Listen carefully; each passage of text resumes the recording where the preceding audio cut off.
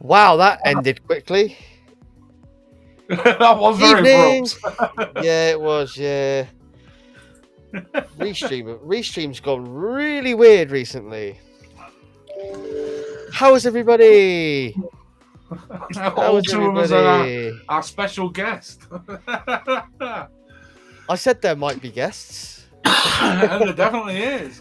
and we ended up having a huge guest. Just messaged me going, "Well, you obviously tonight going live. Want to join us? Yeah, why not?"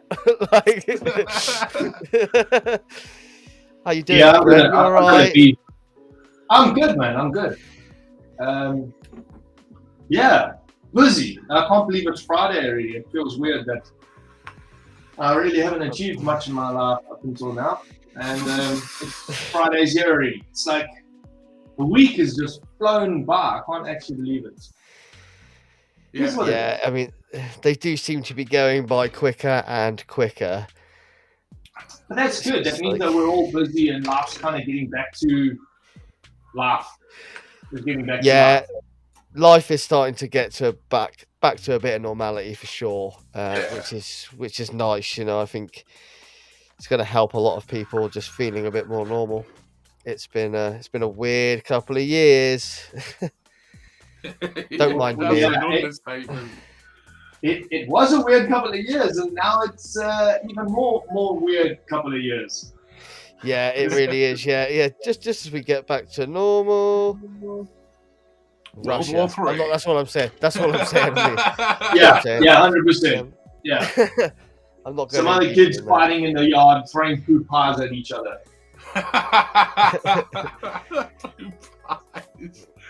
Yeah, we got in. Evening Ryan, obviously evening Brent, evening Lloyd, Nick, Ryan Fro, Gavin.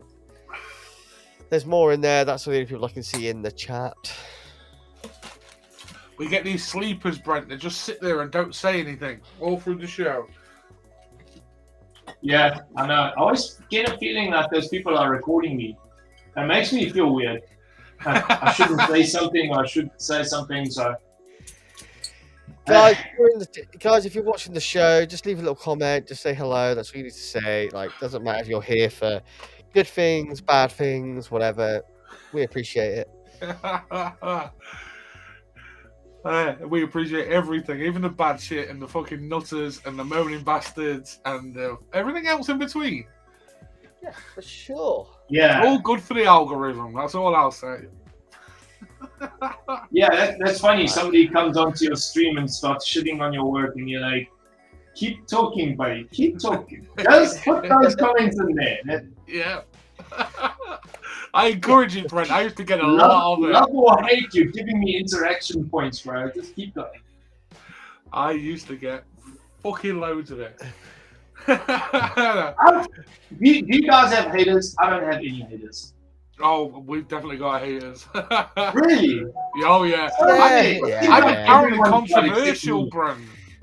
Yeah, I mean, we never set out to be controversial. I just... I get ranty. You know what? Maybe once upon a time I did have a hater, and I'm the kind of guy that just like, you know, I'm fucking 6'2", I'm almost 15 stone, whatever, bro. Like, it doesn't bother me. So I think people just stopped harassing me. Wait until I come give you a cuddle at Expo, Brent. Huh? Wait until I come give you a cuddle at Expo. Oh yeah. Are you gonna make me look small? Yeah, I don't. 6'5" tall and 6'5" wide. Yeah. Oh. 6'5" tall and 5'6" wide. Brent, did you get when you were younger? Did you get? Oh, you might not. Did you ever get a TV program in South Africa called the Rugrats? And yeah, So he's it like wasn't my era, but like when I was like maybe a teenager or something, Rugrats became a big thing because I'm old. Remember? He's like Vinny's like a giant Chucky from the Rugrats, man. especially when he turns up the dungarees. Yeah, I might come in the dungarees. You never know. Oh, please come dressed as a minion, please. Like a yellow beanie. I and spend a most of my fucking time Pokemon. suited and booted now, so I might come suited and booted and just piss everyone. Well, 1 week in management, look. 1 week in management. Oh man, seriously. Oh, we got leakage. No, my borrow window just opened up. Oh, lovely. You gotta love it when that happens. Yeah. Yeah. Oh, On a 200-pound mod. it's fucking just. Yeah, it's really annoying. Yeah, you see, because it's not one of mine, so. No, it's not. It will I'm be. OG. Shortly. I don't even know what's in my pool. I'm gonna have to go wash my hands. Give me a second. Hold He's messed all over his hands, Brent. He just can't contain the excitement. Yeah, I know. You get so excited. Well, we were talking about earlier, out of the blue when he's just made a mess of himself. We can even see the shadow of him cleaning it. That's not his hands. Well, hey, that's a bit too vigorous.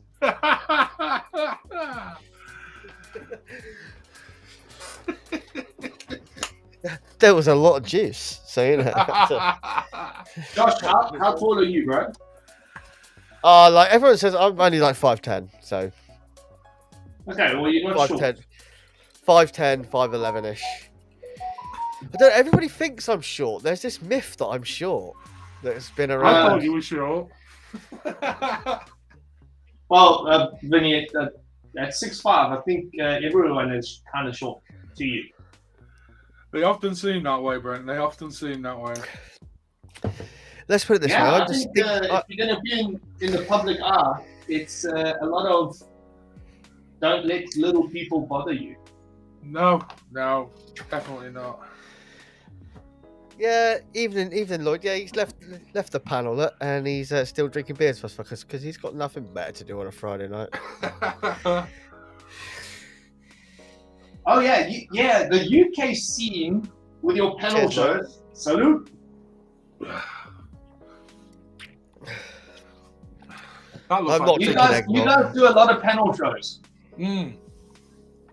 Like there's an extraordinary amount of British, UK, Scottish, whatever panel shows. I don't see anyone else doing as many panel shows. But yeah, you guys seem to fight with each other quite a bit, which is nice. The thing is, like, we're all too scared to do it on our own. And I don't believe that. to be honest with you, I would quite happily run a show on my own. I don't think anyone would watch me for that long. But Yeah, there's also that. I mean, how you keep it going. it's, I thought about it for a while to do a panel show in South Africa. But I don't know.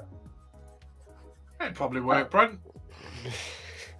Brent, you know It's a some. lot- Brent, it's a lot more you know admin some than big just doing it names. yourself. You know some big names, Brent. I reckon you could get one half biggish name on, and you got yourself a decent panel show. You'd have a decent panel show anyway. Yeah. No, I would do it. I would just do it strictly local. I think.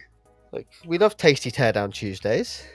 Yeah. That's I'm working a lot more towards my product reviews and stuff like that, because most of the time I buy every RTA or RDA that I make an acrylic part for.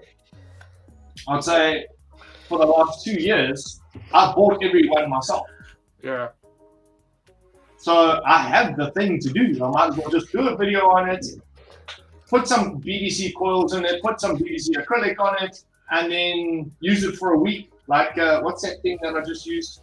This torch. Yeah, I saw you did that. Yeah, the torch. Yeah. So I had that for a while, and I did the torch now. I was going to put it on. I'm going to put a little tab on the website that says reviewed products. You know, Not for sale, not a vape store, but reviewed products. And yeah, you'll get the coils that are in it with acrylic set, and I'll sell it at the same price that I paid for it. So it's a bonus. There we I go. think. If in doubt, put an unbreakable glass in because that fucker don't come out. What is that? The control one? And yeah, it's a control one. Yeah. What do you mean unbreakable glass? So it's not glass, is it? It's plastic, so they don't just break. But they're called unbreakables. How the fuck did they get that right? That's You've not awesome. seen those? No, I've seen them, but I thought it was glass just printed on. No, it's like it. No, it's not glass. It's like they're like a plastic. Like I don't know what plastic they're made from. You could definitely make them out of resin, I reckon. Nope. No, they're too thin. Tried and failed. anything under 2 mils won't work. Is that because it's so brittle, Brent? Yes, because it's brittle, and then once you're using it and it gets warmer, it does get a bit soft, and then it'll get then the O-ring will push out against it. Like warp. Yeah, and the honest truth is, working with it, trying to sand something that thin, just a motion of sanding it and trying to polish it, the heat from that just makes it distort. Or like I really want to use this one, but it's a fucking right bitch because it's just tight. It's super tight. That's But very this cool. this fills from the bottom. You just take the pin out. Oh, I thought it fell from the top. Why would they let it fall from the bottom?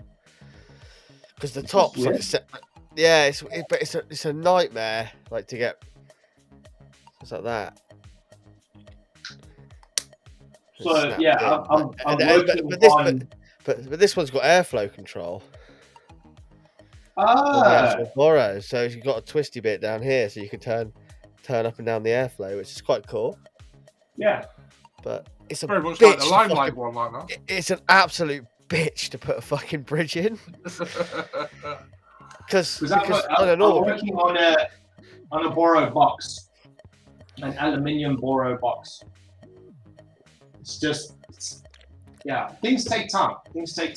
And so we're going to offer those for Obey a Robot. And obviously we had Johnny from Overkill on the other week, Brent. Yes. How's things going with Johnny? He was Nothing this week. We've had no progress this week, and I said to him, it's month end, and he messaged me the exact message back. He was like, he's like working his head off.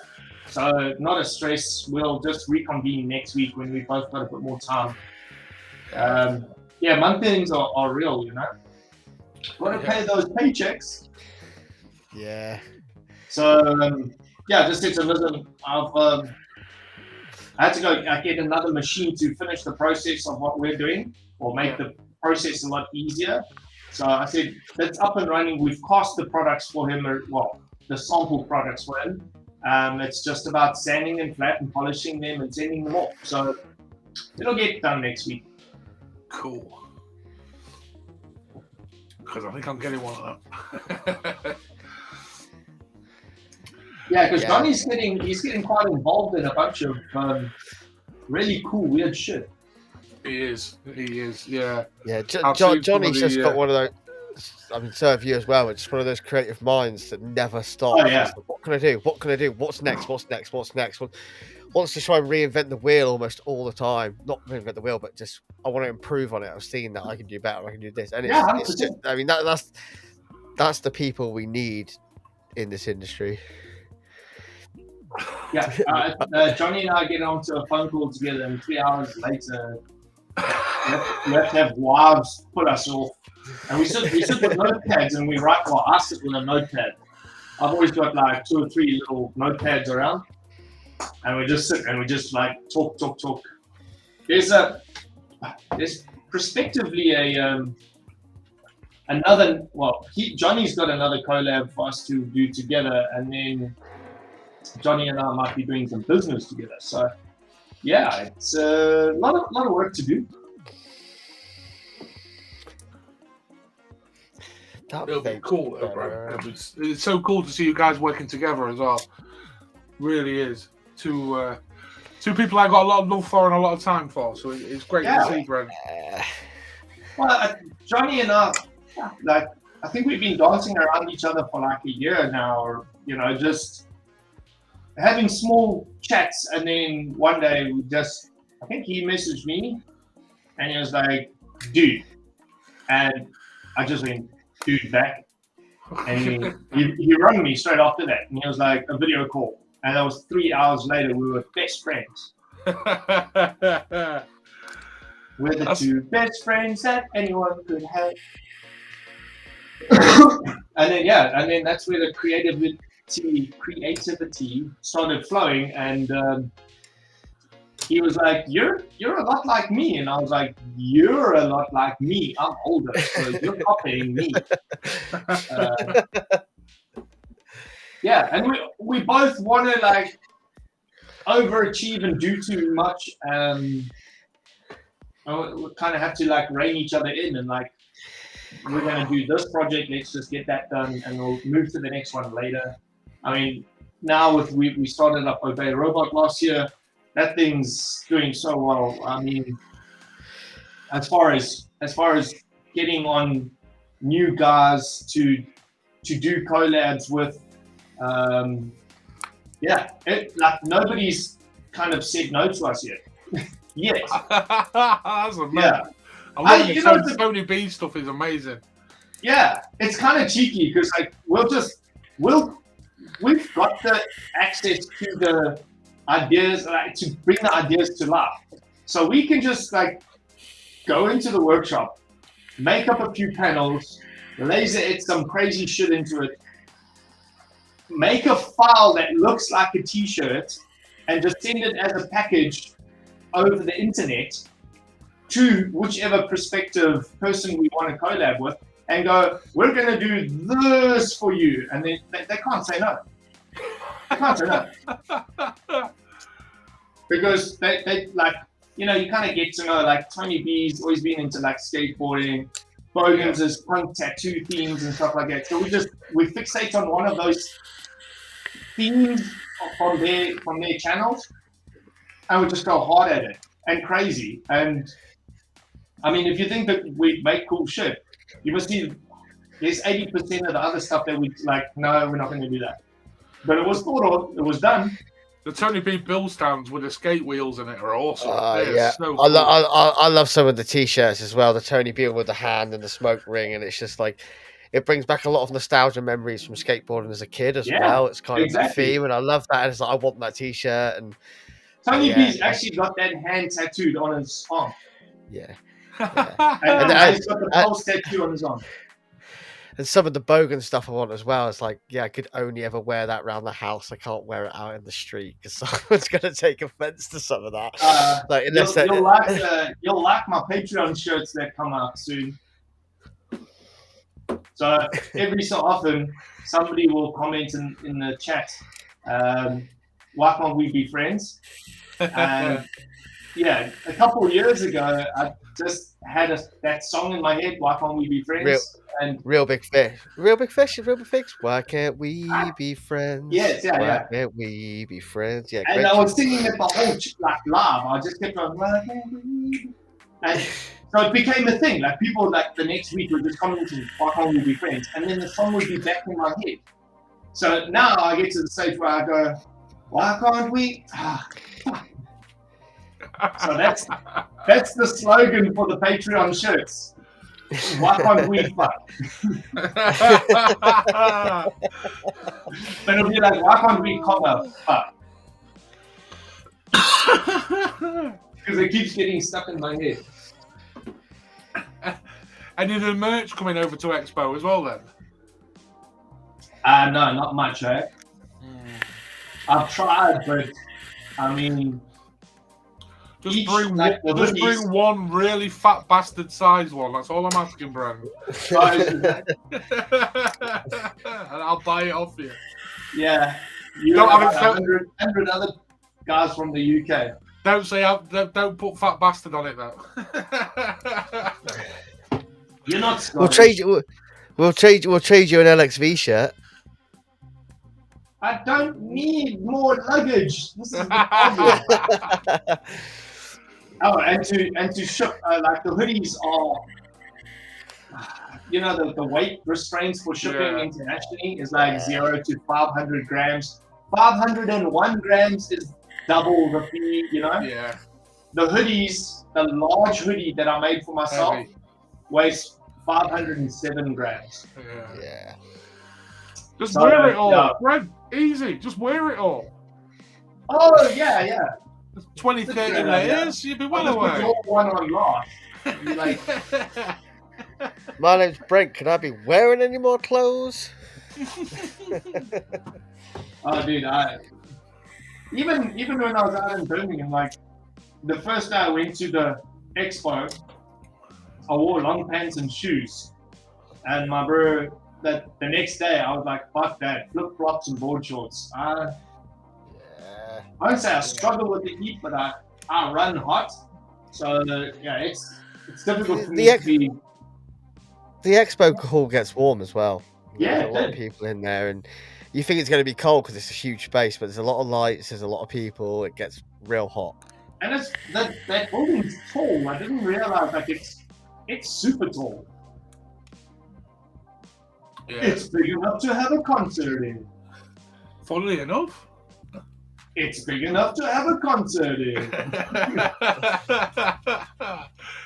Yeah, it'll be the only thing on. I think they're only running one show at a time at the moment as well. So it literally, when it's Expo weekend, it will just be all vape, nothing else there. Yeah, so last time I went there, they had a Doctor Who, like it was a Trekkie one, wasn't it? It was a Star Trek one. Yeah, and all sorts of stuff on, man. It's like, Yeah, I think it was Star Trek, because if it was Star Wars, I probably would have gone to go have a look. But, I mean, Star Trek, like, oh, let's dress up like characters. Either they're red or they're blue. Like, there's the odd Klingon wandering around as it goes. yeah, but not. I mean, not. I think the fan base is not as extensive. That's not as it used to be, and not as Star Wars. No, not like Star Wars. No.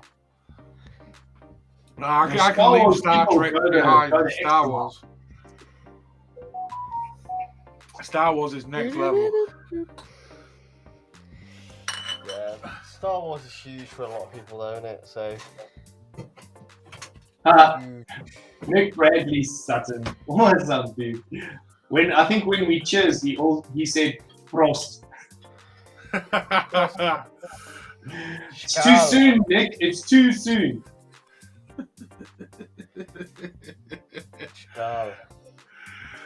What are you doing, Josh? I'm currently changing the inners on my billet box because he's wanting to annoy me. Because the sticky button.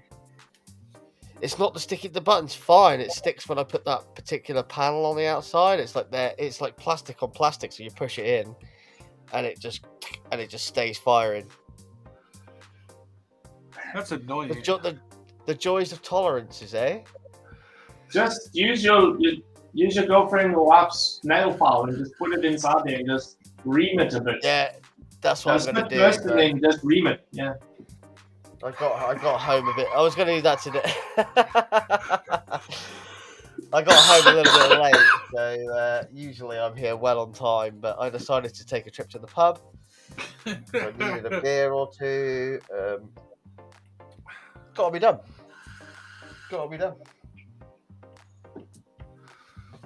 So what's coming next, Brent? What's the big thing you're going to be working on next, apart from the sex toys?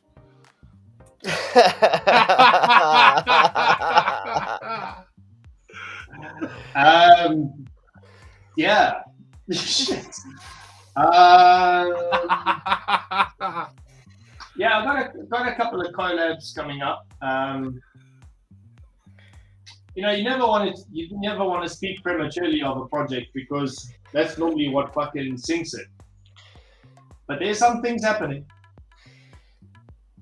That's as far as we're gonna get with that. Lloyd, I did have control inners on. I changed them to these LC inners, and it's fine. That's pretty cool. Yeah, they're nice. but they stick with the mum's doors. They just like it just sticks like with the buttoning. It's all a bit tight. Quite the opposite of most mums' doors. Those are very cool. It's a pretty tight little combo, but it needs a little bit of love before it's working as I want it to work. Josh, is that your scrotum hanging on the wall behind you there? That is a little leather pouch full of guitar plectrums. Yeah, mine's a leather pouch as well. I'm old. Oh, I see. And that one. I was just wondering, it's like you hang That them one up and you is sit down. that's another leather pouch with a custom engraved solid silver plectrum.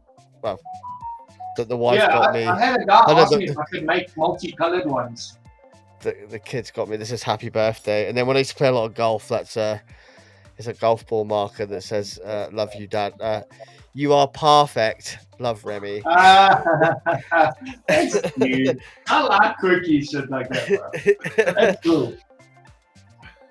Yeah, like I've got a solid silver guitar plectrum on my keys that my wife got me with the lyrics to our first dance song on. Which is really nice. Little trinkets like that, you know. I keep. He's a little softy, really, isn't he? Fuck that Yeah. My wife and mine's first dance song wasn't something very generic. It was just a song that we both liked, and years later we actually like found out that the words was like the guy was breaking up with a chick. So it was just a nice song. It had a nice melody. Yeah. Sean Tooth, Lloyd Campbell, Vaping Trucker, what's up? What's up? Yeah, Lloyd's an old panel member. Brent, he used to be on the panel, and then he decided to jump ship. So good to see him in the chat, though. Vaping Trucker, good evening as well, definitely. It's all I'll be good, back in a minute. people. I'm just going to go back to... Just going back to a stock inner on this side. Yeah, why don't you get yourself a disposable, bro? You know what? I've got one here somewhere. And it can blow up on your desk like mine did. Hey, you know you had yours auto fire, Brent. I've had one do it, but it wasn't the same make. Yeah. This is the Riot Squad one, and this started auto firing, but it's got a cut off, and the cut off works because it stopped. We'll go back to a stock inner with a lovely little ODB unicorn sticker. Nice.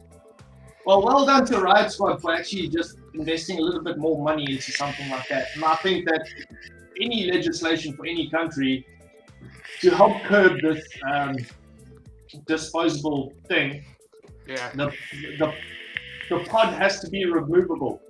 Yeah. Or the coil has to be removable from the battery. There has to be a way to disconnect it. Even if it's a switch, like a slide switch, it should, like, by legislation, that's a fire hazard in America. Like, or even if there's just like a snap mechanism, this is overheating, just snap it, and the battery just disconnects from the connection. Like, little bit of force. My one is I couldn't break the thing apart. I actually I didn't even have a hammer. I just fucking had a wrench with me, and I just hammered it onto the floor with a wrench to get it to stop firing. I'm not worried about it like really burning out or whatever. There's such little cotton in there.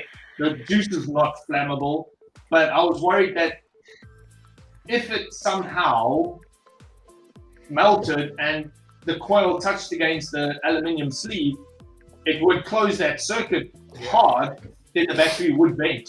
Yeah, and even a tiny little pen-like battery like that venting on your desk next to other electronic equipment could be a problem. Straight after that, I went to my car, and because I kept one pod never used in my car for when I'm doing a road trip or something, and I've run out of battery or something, and I went and took it out of my car. So yeah, no more pods for me, no more disposables for me. I still like to carry on with a little pod system. Yeah, and that's a good friend of mine said that, one, so. That happens to someone like you, and you know the issues, but that happens to somebody that doesn't know the issues, and just and that's it. All of a sudden, there's a lot of trouble, you know. And it's at least you knew what to do. You're like, let's get rid of this. Let's put it in the sink. I Let's mean, let's get take it out of the way. a Get it somewhere scenario. safe. And, Let's say you're in the kitchen cooking, you've had a vape on your disposable, you put it on the couch next to you, your kid's sitting on the couch watching TV, and the couch catches on fire. That could be a problem.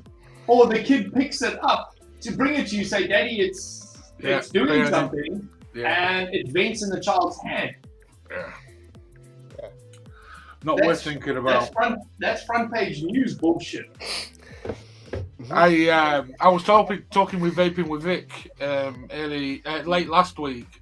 We both agreed that we think the UK side, the legislation on disposables is going to be tightened up massively because of various things that have gone on, and obviously child use here is on the up as well. Every corner shop you go to have got them in now. Everything all over the place. But that's regulation. That's where the regulation should come in and prevent that sort of thing. You know, I don't want to be like more of a racist than I really am because I'm South African by nature. I'm racist, which I'm not. But like those little, let's try and term it nicely. Those little cheap fucking cell phone stores that you buy your cell phone covers at to chargers and things. So, like, there's millions of them, little kiosks, pop-ups all over. I've started seeing disposables at those places. Yeah. And they don't ask you if you're old enough. Let me see your ID. No. So yeah, we need that regulation and legislation. So that regulation is you have to go to a certified vape store to buy the products you need. And not over the counter, like, I don't know how strict cigarettes are with you guys. Yes, yeah. The little tea room around the corner for me, it's like a little green grocer, bread, milk, fucking, you know, if you forgot to buy ketchup at the big store, it's there. They started selling disposable and like vape juice and stuff like that. And I was like, where do you get this from? No, they don't know. You know, they don't know. It comes from a supplier that's got it in. Yeah. And it's like, I mean, the thing is, the industry, we've been calling out for this for years. Like, we want regulation, and then we're made out to be the bad guys when something goes wrong. The industry's made us to be bad. It's like, hold on, we've been asking for regulation. We want it to be sold in shops that are licensed shops to sell it. Yeah. You know, that know what they're on about. We've been asking for this, and you guys just go, fucking, it's not even up for consideration. I had for South Africa, there's an advocate, a guy, Kurt Yayo. He was on my show on Thursday last night. He's the foremost fucking authority on vaping in South Africa as far as advocacy goes. It's quite a big deal. He's actually just been chosen of 20 people in the world to represent the Nicotine Control Acts, like all over the world. So he's a big deal. And we chatted about this quite in depth.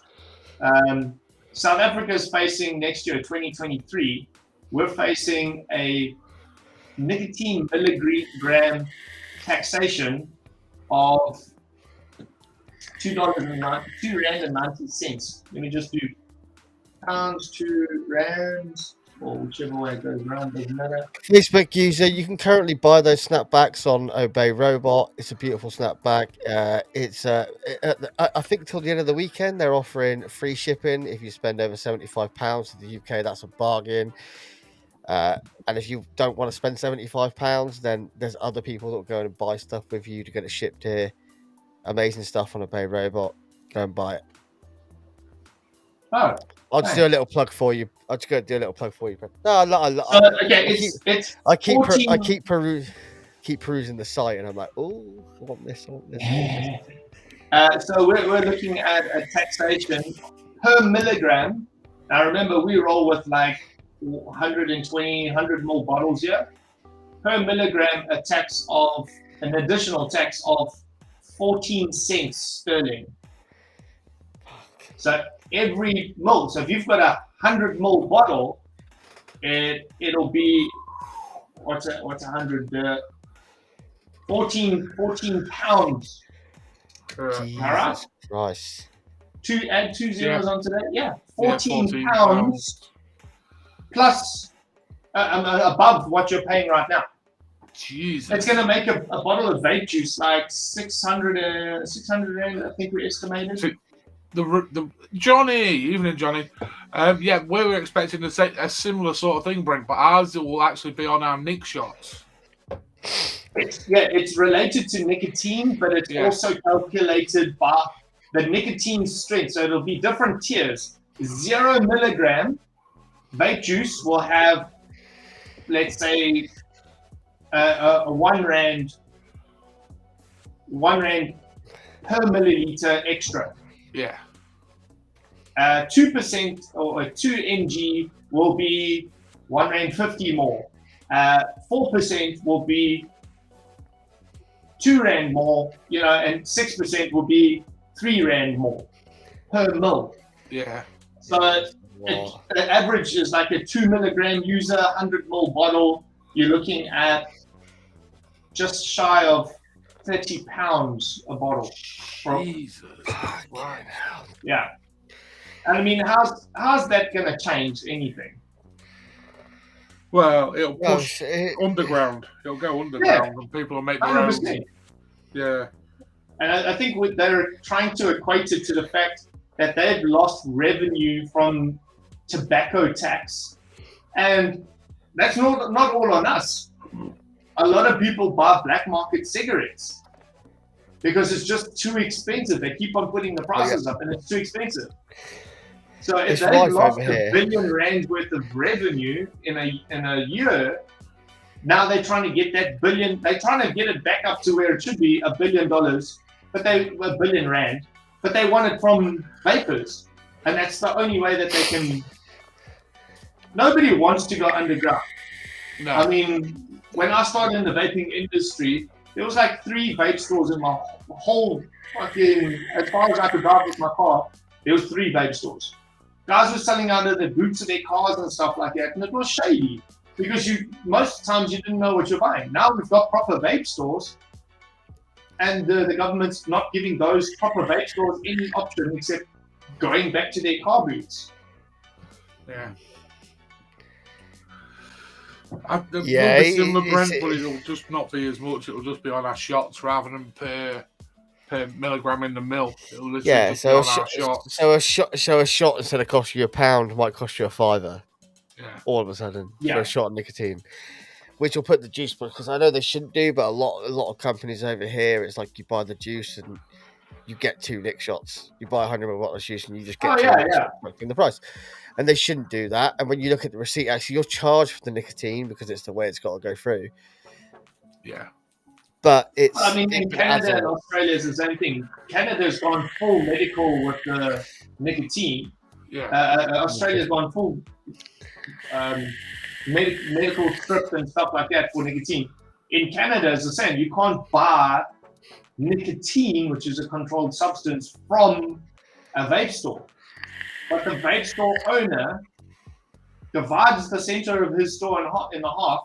You buy your vape juice and you get a coupon for a free 10 ml of nicotine from the medical dispensary next door. So, there's a ways around it because the governments just won't see the light of day that we're helping. And, any way you look at it, it's the bottom line is harm reduction. And these scare stories don't help. We saw one come back up this week, that this supposed model that vaping almost killed her, blah, blah, blah. It's like, is this coming up again? Like, this is an old story. Like, how's this coming out again? It's like, is this what the news outlets are pushing again? It's really weird. And so Kurt, because he does a lot of advocacy for vaping, he's always trying to get on radio shows and interviewed and stuff like that. He wrote out his own interview with questions and everything. He sent it to a local paper, and the reporter was quite excited about it. She was like, wow, he's fact-checked, he's referenced his facts, anything that he's percentages or calculations-wise, he's referenced that back to medical journals. He did the whole lot. He did a proper breakdown. she took it to the editor of the newspaper, and they said she ran them back and said, we won't be able to publish your story. Nobody got hurt. Jesus Christ. Yeah, they only want the fear mongering stories, the death, the murder, the rape. They don't want to happier alternatives. Yeah. That just reflects everything, doesn't it, really? That just sums up so much around the world, really, right now. It really does. Makes me think of that movie, like with that, but did you die? Yeah. Cool story, but did you die? That was The Hangover, wasn't it? It was The Hangover. I was thinking it was. Yeah. I love them films. Oh, bro, the first time I watched The Hangover, it was, you start looking over your shoulder, you're like, who the fuck followed me? We've all had that weekend that just everything went wrong. And like, Funny enough, some of that on there I have seen quite, Oh, man.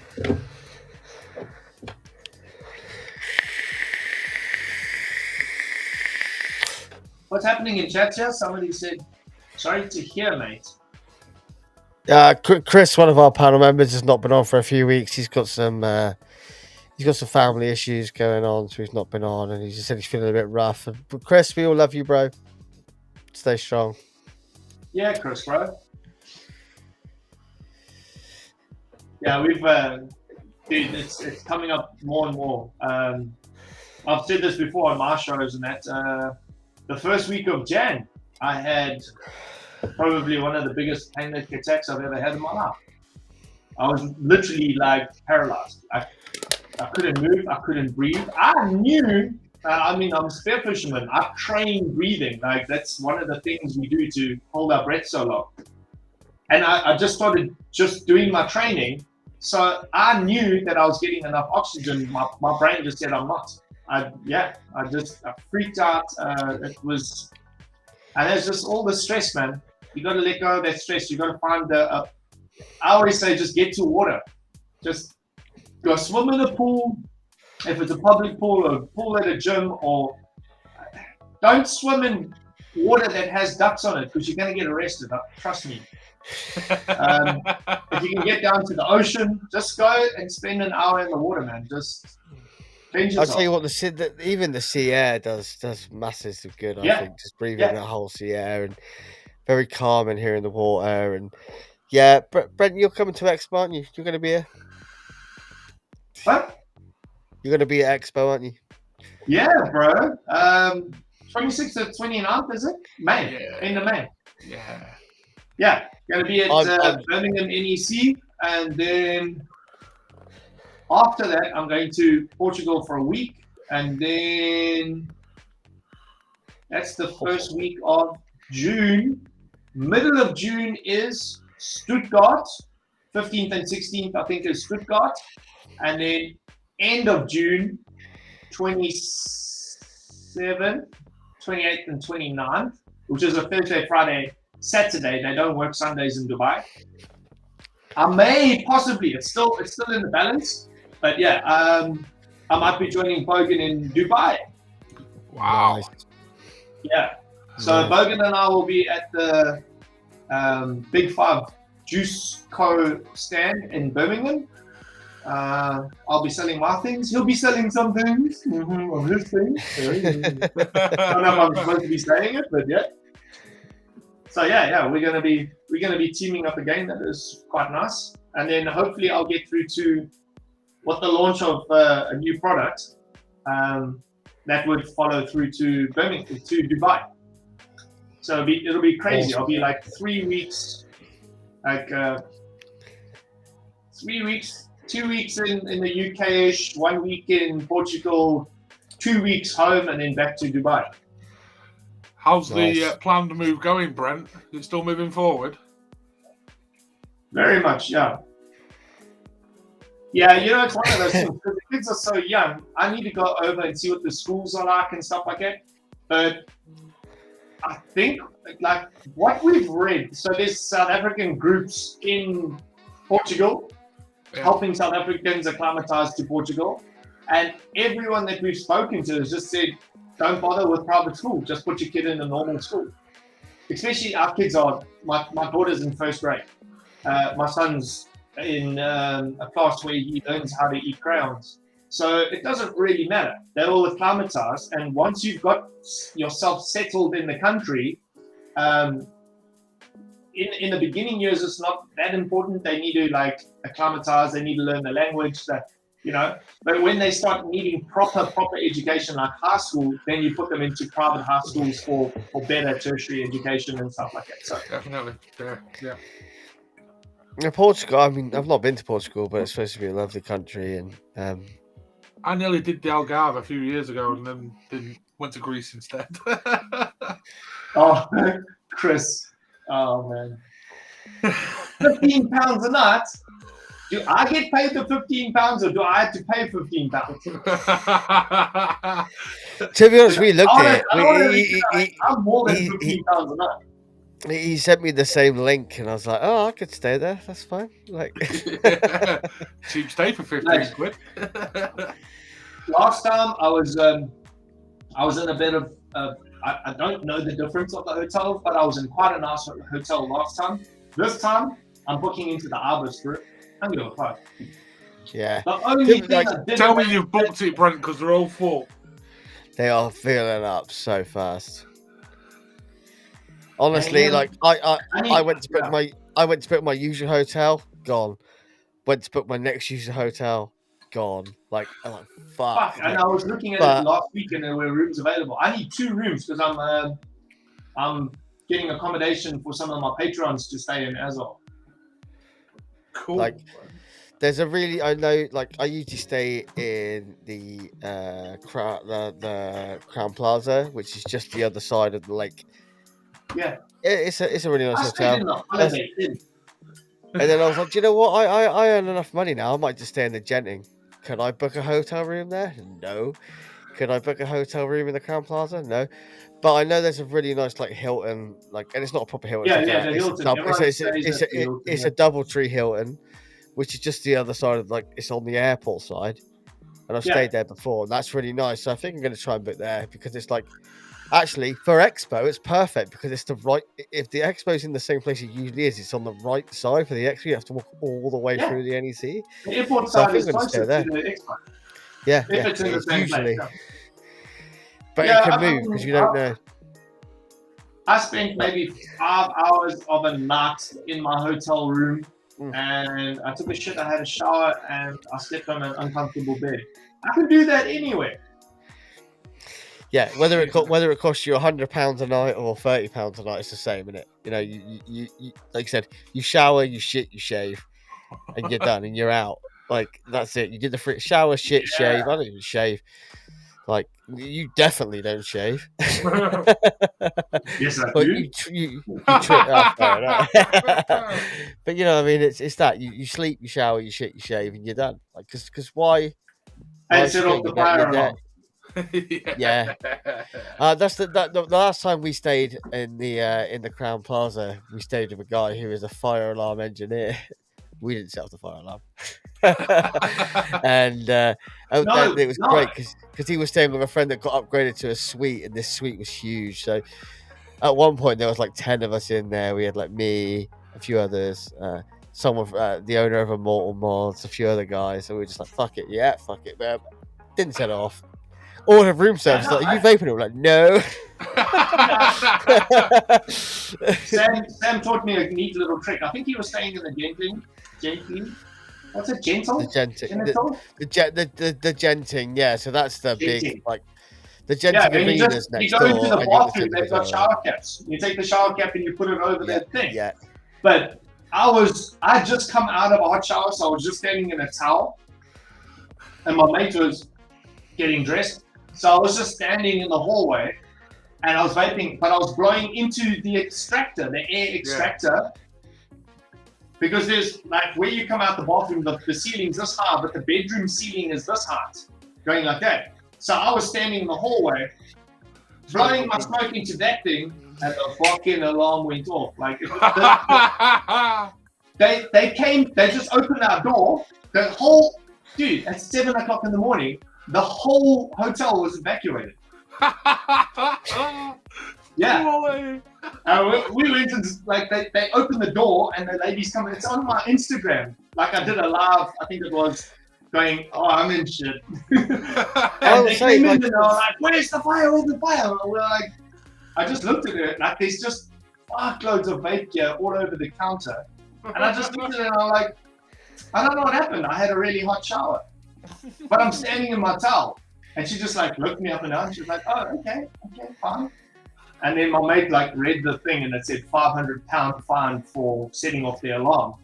So we all went and stood outside and these people are like, I can't believe it's fucking 7 o'clock in the morning, blah, blah, blah. And my mate and I just like, no, it's terrible. It's ridiculous.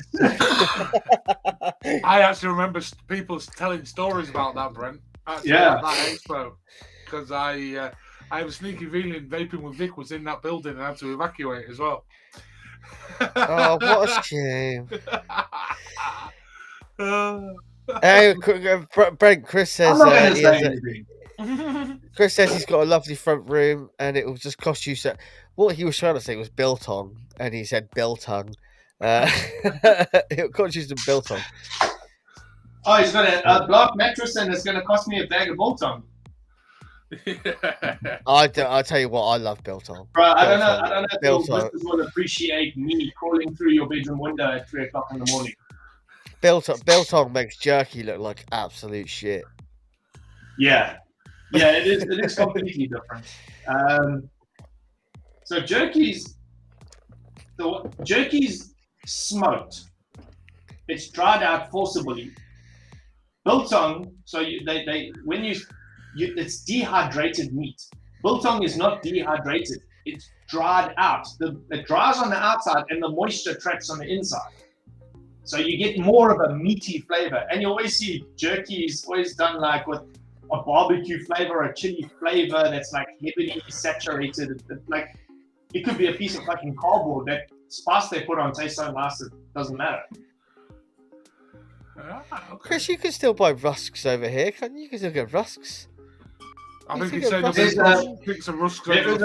is a number of South African stores that do provide certain South African things. And there's one in Earlsville, close to where my sister lives. Sorry, that was the wife. I do love a bit of biltong. Biltong's great. Yeah, it's proper good. Oh, we got Haley. Haley's back from her meal. She's probably slightly tipsy, I reckon. She's giving me the fingers right now. Even Haley. Haley's not got her mic turned on.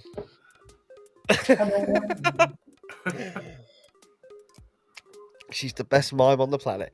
Anyway, no, she's still not got it turned on. I feel like she's going to ask us those questions and then tell me, you're stupid. Get out. What was that? Hey. Hello. I mean, I was going to say, Brent, there's not a lot of us on, but did you want to do a little shameless plug for your businesses? Oh yeah.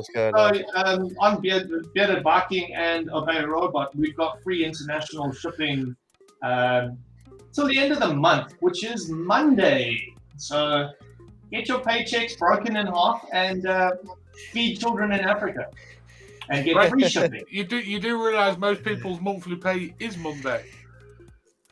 No, man. Payday's what, the 25th? 28th. I got paid today.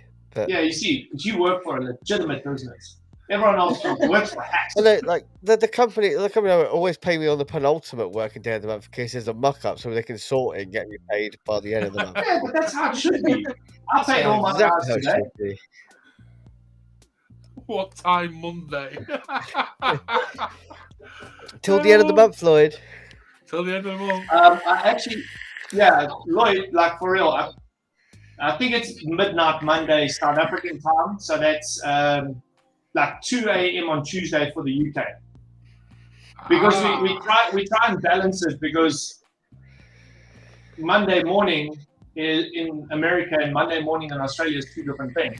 So Australia gets an extra 12 hours of shopping, and you guys get an extra 6 hours of shopping. I mean, Australia gets 24 hours extra, South Africa gets 12 hours extra, and America gets cut off on the time.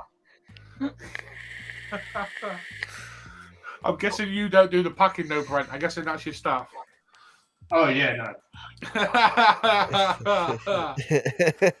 No. Do you really think I would be promoting people buying shit if I was the one doing it? You know what happens? I like half my moustache goes missing because I don't know how to use those box tape things. So I always just bite it off. And then, like, by the end of the day, it's just like one side of my mouth is missing a whole bunch of hair from the tape pulling off. If Brent packs your order, you get a little bit of Brent DNA in the tape. Yeah. You know that I actually had somebody ask if I made them an Addy stand, if I could please put some beard hair in the Addy stand, so they could say they got some of my beard.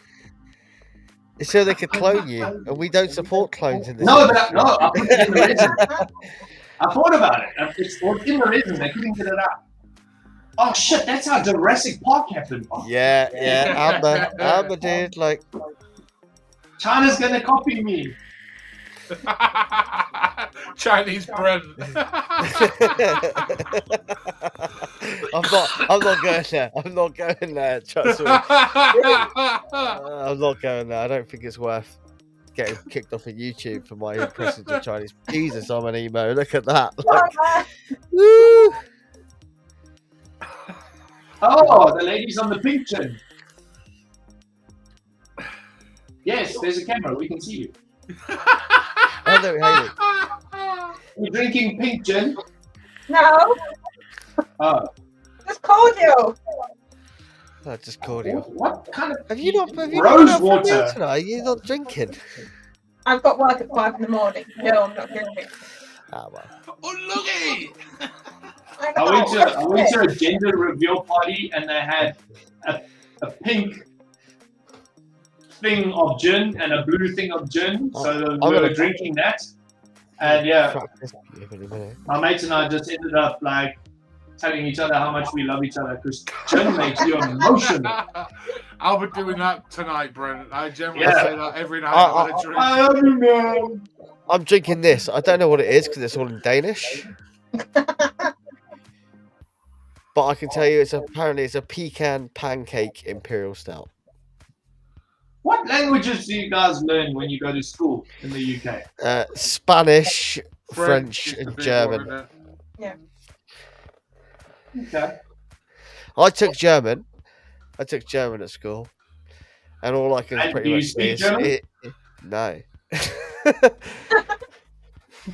In fact, we had a load of German exchange students over, and I want to say "suck my cock," and what I shouted at them was "suck my chicken." So you know, Oh, they were like, I just went, 2 World Wars, 1 World Cup, and they laughed at me. Got a lot more World Cups, and yeah, fair enough. Chris talks gibberish. Yeah, because my house is... What I can tell you though, this is 11.5%, so I'm going to enjoy it. Because the Danes know how to do it, bro. Yeah, mate. This is one of the best breweries on the planet, on the Polo. I mean, this is. Just look at the art. I mean, Yeah. lovely. What do you mean, look at the art? I've got like 6 pictures like that my kid drew on my fridge right now. Yeah, I know. not And this that is good. like this is a spin-off beer. They do some good art. Actually, that art on that bottle kind of looks like an NFT, bro. And to be honest, right now I'm drinking beer that contains chicken. So I thought you were on orange juice with colour. how hipster am I? Contains chicken and Biscoff biscuits. Well, as long as it's vegan-based chicken. No, proper deep fried, deep fried chicken. I mean, you're not that hipster, are you? No. It's got to contain kale chicken chips. Yeah, no, I did shout at a load of German exchange students, suck my chicken. Like, and I remember, like, I wrote like, on my German book, I wrote the lyrics to Rammstein's Sonne, and then my German teacher made me change the book. He's like, you knew and you can't have that. I was like, Yeah. it's German. It's all in German. This is how I learned the majority of my German, not from you, from listening to Rammstein. Like every other person in the UK that's into metal, we learn German from listening to make it very Rammstein. difficult for you to travel to Germany because every time you're like asking somebody for directions, you'd be like, "Do what?" Right, this is pretty poor art. It's pretty poor artwork, but it's the usual bit. It's the usual artwork for this beer, and it's slightly inverted. But it's not as good as this. I mean, everyone loves Fanta. No, man. So, Vinny, what languages do you Another speak? Danish beer. English brand. You Are you think? sure? One of the guys I was in the pub with earlier is a guy called Will, and he used to be in the Navy. No, joined the Navy. One of the forces, and but he's got a lot of Ukrainian friends, and he was literally there chatting to all his Ukrainian friends, reading the Ukrainians. Like, this is what they're saying. I'm like, how the fuck could you know Ukrainian? He's like, oh well, you know. Picked it up. It's like, it's a Cyrillic language. It's just symbols and weird shit. Like, he's like, yeah, but it's not the same as Russian. I'm like, doesn't matter. Look at it. It makes no sense. No, it's different. My wife's Romanian. Okay. Is she? Yeah. How Romania's the a hell good did she country. end up in South Africa? I brought her. In the back. Mail order bride. Third time lucky. No, we met in the US. Okay. Well, Yeah. my mum was, but not quite the same. But my mum was born in Zimbabwe. You wouldn't believe that, would you? No, I would. Zimbabwe was a British colony, so yeah. It And would make sense. obviously at the time it was called Rhodesia. But Yes, roadies, yeah. see, he pronounces it properly. I Yeah. was like, can we? I was like, Mum, can we go one time? She's like, no, we can't. No. Not anymore, bro. No, that's when I was a kid. I was like, I mean, "Can the we go?" last She's like, time I "No." was in Rhodesia was Zimbabwe was 94, 95. And my brother and I were leaving, and like you have to trade in their currency. So we were like stopping at a gas station to fill up to come back home, and we're like, oh, let's just get burgers or whatever. We paid burgers and chips and 2 Cokes. We paid with a briefcase of cash, Jesus. like a drug deal. And the lady gave us our bill. We looked at the bill, looked into the briefcase, and we were like, just took the bill, put it into the briefcase, closed it, and walked out. Left the whole briefcase there because it wasn't worth exchanging for, but like the bill was at least half of the currency. All right. So yeah, it was ridiculous. You've seen pictures of people go to gas stations with their boots, the trunk of the car, like full with cash to fill up the car. Like, Jesus. yeah, they just use dollars there now. Yeah. Yeah, so many countries use dollars now. It's like, I Yeah, remember when I went to Mexico. a lot Went of to West Africa and that goes dollars. even when I went to Mexico, they were like, you give them obviously their currency, and they're like, if you've got dollars, we'll take dollars because dollars are high price. Same in Cuba. Like Cuba was just like, they're Yeah, like, Mexico. And that West they're like, Cuba if you've got dollars, we'll take dollars because it's like what? What if your currency? But they're so highly priced, they're worth so much more. And dollars are worth like US dollars are worth shit compared to pounds, but they were at the time. Like I remember when I went to Vegas, I went to the States, and you could get $2 to a pound. Yeah. Fucking we crazy. were going to Mexico and we get a cab ride somewhere, and then the guy would be like, "It's so many dollars," and we're like, "Yeah, sure, bud," and we give him like pesos. and he gets so angry because it's like, I thought you were tourists. Like, no, bro. We work here. Yeah. I was in Cozumel, Mexico, like twice a week for 5 years, man. I love Mexico. I didn't spend long there, but I loved it. What a stunning country. Just too many Americans. No, you don't. You don't love it. You don't love it. You didn't live there. You will love any country you go to if you're on holiday. Yeah. If I'm on holiday in a 5-star like all inclusive hotel, then I'm gonna love it. Yeah. we did venture out a lot though. We did venture out quite a lot. We got taxis a lot. And one of my tricks is always get a cab driver, and we'll get into the cab, and he's like, "Where do you need to go?" And I'm like, "Wherever you're gonna go for lunch, I'll buy you lunch." Yeah. And then like the first couple of times I like take you to like a decent restaurant. I'm like, no. Where are you gonna eat lunch? You're not coming inside to eat with me. Where are you going for lunch? And then they get it, yeah. So I always like to experience the cultural cuisine type of travel. That's my thing. Yeah. That was the thing. That when I was there, we got like a taxi out somewhere, and they're like, and it was from the hotel, and they're like, "Oh, we'll just wait for you." What do you mean you just wait for me? No, I'll be here. Doesn't matter if you come back in an hour or 12 hours. Yeah. I'll be here. It's like, what do you mean? Like this taxi driver? Because you might be there one fare of the day. And there's 10 other drivers waiting for that fare. And then, like, how many days before that he went home without getting a fare? And the thing is, like, they've gone from the hotel, which was an expensive hotel, so they've probably made their over days worth of money in that one ride because they're getting paid for it. Yeah. It's like, what do you mean you're going to wait here? So, we'll wait here for you. It's like, what do you mean you're going to wait? When do you want us back? Is it you come back when you want to come back? It's like, what? That's not. So I felt really bad. So we're like, do you know what? I'm fed up with this fucking posh restaurant shit at the fucking hotel. Let's go and get a McDonald's. So we got McDonald's, and I'll tell you what, it's the best McDonald's I've ever fucking eaten. And then when I had a few drinks, fucking did this, that, and went back and stood there. He's like, I want to bring you back so soon. It's like, mate, we've been like 6 hours. And then the only time that I voluntarily eaten McDonald's in a different country was in Japan, just to experience it. No, it's very different in Japan. I want to go to Japan so badly. Yeah. You need a really good tour guide to enjoy it, trust me. It really surprises me that Japan aren't really massive, like, in the vape scene. Like, they just seem like the country that would be huge in the vape scene. Yeah, but it's illegal. Actually illegal. The consumption of nicotine in a liquid form is illegal. So there's the vape stores that I supply are mostly like mech stores because they can't get the electronics. They've got heavy regulation on those sort of electronics. Japan can't get the electronics. Just sounds crazy. Like, yeah. I think it's because they're savvy to.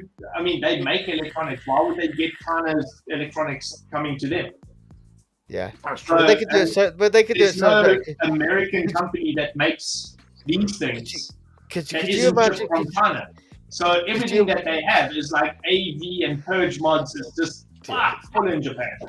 Like, I know for a fact, the industry I work in is the hi-fi industry, and I know for a fact in Japan, the British hi-fi companies are massive. It sells mega bucks because it's English hi-fi, because we're known as the English hi-fi is known as the best hi-fi on the planet. But there's companies over there that we sell over here what we think are average, and they love it because it's an English company, and they'll pay huge money for it. Like, it's just crazy. Like, it's so weird. But could you imagine a Japanese-made DNA chip? Could you imagine how good that would be? It's not going to hit anybody. You can imagine it's just going to be like, absolutely perfection. You'll be able to like vape, change the TV channel, tell the vacuum machine to go clean your room now. You know. But I mean, I don't know what's going on with Japan. I know one of the, like, Panasonic, for example, huge Japanese company. I know they are. I think they've just been bought out by somebody else. I'm not going to name the brand. I haven't seen Panasonic products in a long time, right? Well, they own Technics. Yeah. I'll tell you this right now. I'll tell you this: if you buy something in the UK that's made by Panasonic, it is not made by Panasonic. Okay. Sanyo, Nope. not even. Another, Oh. another company that's big in the States have bought them out, I feel. Cool. No, it's not cool because the product's got shit. No, But I don't it's want one to of those. elaborate It's one of on it those. and get fired tomorrow for like letting out company secrets or some shit. Yeah, no, that doesn't bother me. Do you know what? Like, I've got a bottle opener. It's just the industry I work in. I see it all, all day, every day. So you get to know All it. right, don't you, I well, suppose. Since I'm a guest on the show, I'll do the interviews. Hey, Lee, you just sit there quietly all the time. No, this is definitely a phenomenon. I was just working out what's gone on because obviously I've come in and I was like, people. Well, you're not drinking, and I've been drinking since 2 o'clock this afternoon, and it is just gone 11 p.m. for me. So, what's You're looking What have I quite missed then? sober on it, bro. I'm sober, what? You're looking quite sober on it. Oh. Yeah. Told you I'm a big boy. Hollow legs. Yeah, if I don't fill myself with beer, I have to fill myself with food. I'm trying to lose weight. Why? Too much beer, I suppose. Just I've got a bit just- of a belly. I've decided I look better fat, so that's what I'm doing. I'm not fat, I'm cuddly. Well, I always say I'm not overweight. I'm festively plump. Christmas, Yeah, 1992. 1992. That's the first time I got festively plump and it never went away. I mean, I've even wearing a T-shirt that says "chubby, taken, and ready for some bacon." So That's awesome. And the wife bought me this. The wife bought me that T-shirt. Trouble is, if I wore that, someone would come up to me and go, "You're not chubby, mate. You're fucking fat." oh my god. The only good form thing. tonight. This T-shirt is about 7 years old, and the fact it still fits. Testament. Chris says, Yep. I'm just stopping people from kidnapping me, and Sean says, I'm not fat, I'm just under tall.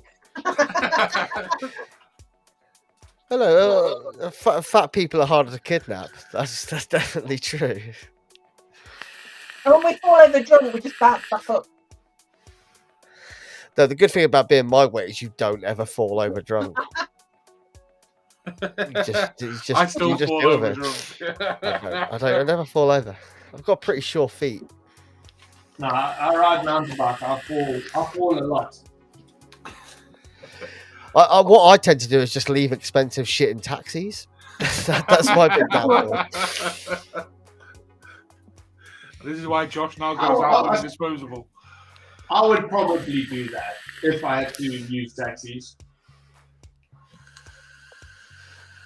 Yeah.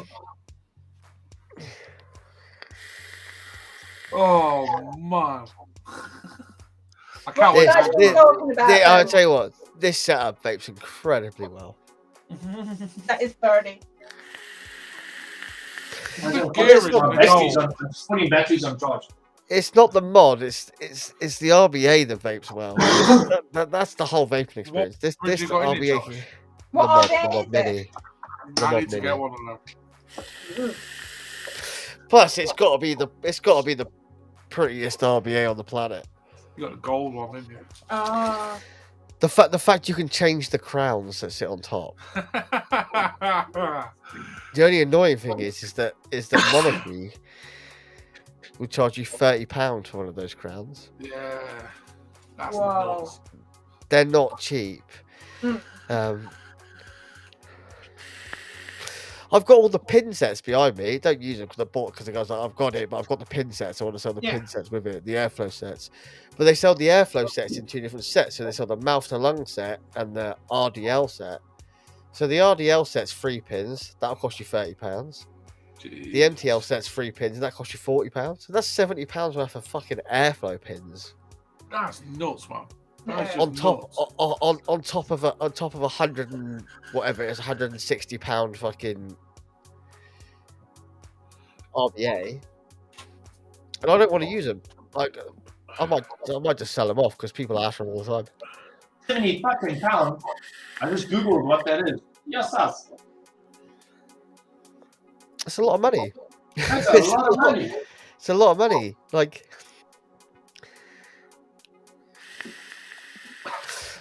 the fact is, if I was to buy it at retail, the RBA with the pins cost almost as much as the fucking billet. That is fucking nuts. But it's all small batch. Yeah, You know well, what I mean? And it's not. small batch. But it's not. Even, it's not even a. It's like it's a standard Mob Mini, and it's not even a desirable one. You've got like the fucking Mob Kings, which have got like their fake Burger King logo on. They're worth a shitload, and the DLC ones, like fuck, but they just sell for so much money, even secondhand. It's just like what? But people want them. The borrow market's got it made up with the whole drop. Yeah. It creates the Limited hype. It creates the hype, so people will pay. No, Don't get me wrong. It's a great vape. We It's a great do vape. drops, and we do drops on. Well, we advertise when the drop is, but it's kind of like Fridays or whatever, because that's like the end of the week. We have to have all the work done by that thing. What I don't like is the join this Facebook group, and if you know somebody, then you can get into a waffle, and you can then get the product. I'm like, no, fuck, bro. If you're gonna sell the product, sell the product. That's the bottom line. The only thing is there are companies out there that say they sell, like, oh, we've got a drop of this product. We've only got 10 of this product. But you know for a fact they're having it made in China, and you can't go to China and go, I want 10 of this product. No, you're having at least 500 of this product. Yeah. But you're releasing it in small batch to keep the hype up, which is fair enough. It's good business strategy. I get it. Like, I understand. Yeah, we will, business is business. I think we make batches, so we can do like 10 sets of doors at a time on our CNC machine. And we'll do 10 in each color that we do. We just introduced this green. I don't know if I'm supposed to say that. We're doing an alien green, and we've got this like alien green, like an emerald green doors. It looks so sick. But if somebody emails and requests, can I have that door again? It's not a problem for us to do that. We just do it because we try to bring something fresh out into the market. We don't keep small batches to push the price up. Our prices are standardized through all the doors. And I mean, some of the doors really cost a lot more because they go through we've got a lot of machinery. We just got a new one today. We've got a lot of different machinery that the product has to go through. And some of the doors actually goes through a process through a fiber laser, which is different than a normal laser. Normal laser cutters, etchers, those things are cheap, bro. Those things are so cheap. Fiber lasers are serious money. And if we can only do a pair of doors at a time on the fiber laser, and it's in there for like an hour, that's a lot of time. And we've got 10 sets to do in 6 different colors. People don't understand. Like I've seen the comments before, and I've never really talked about it, saying like, "Oh, these things are so like we're doing because we do billet box, but now we're doing the pulse stuff." It's the same material. It's the same process. Yeah. And that's the thing. The doors cost half the price of the actual device. It's cheap if you consider it in billet box terms. But you're comparing it to your device. Well, then don't buy the doors, right? Like some of the billet box stuff gets insane. Like I know for a fact those control panels I've got a full set of control panels, full set of inners.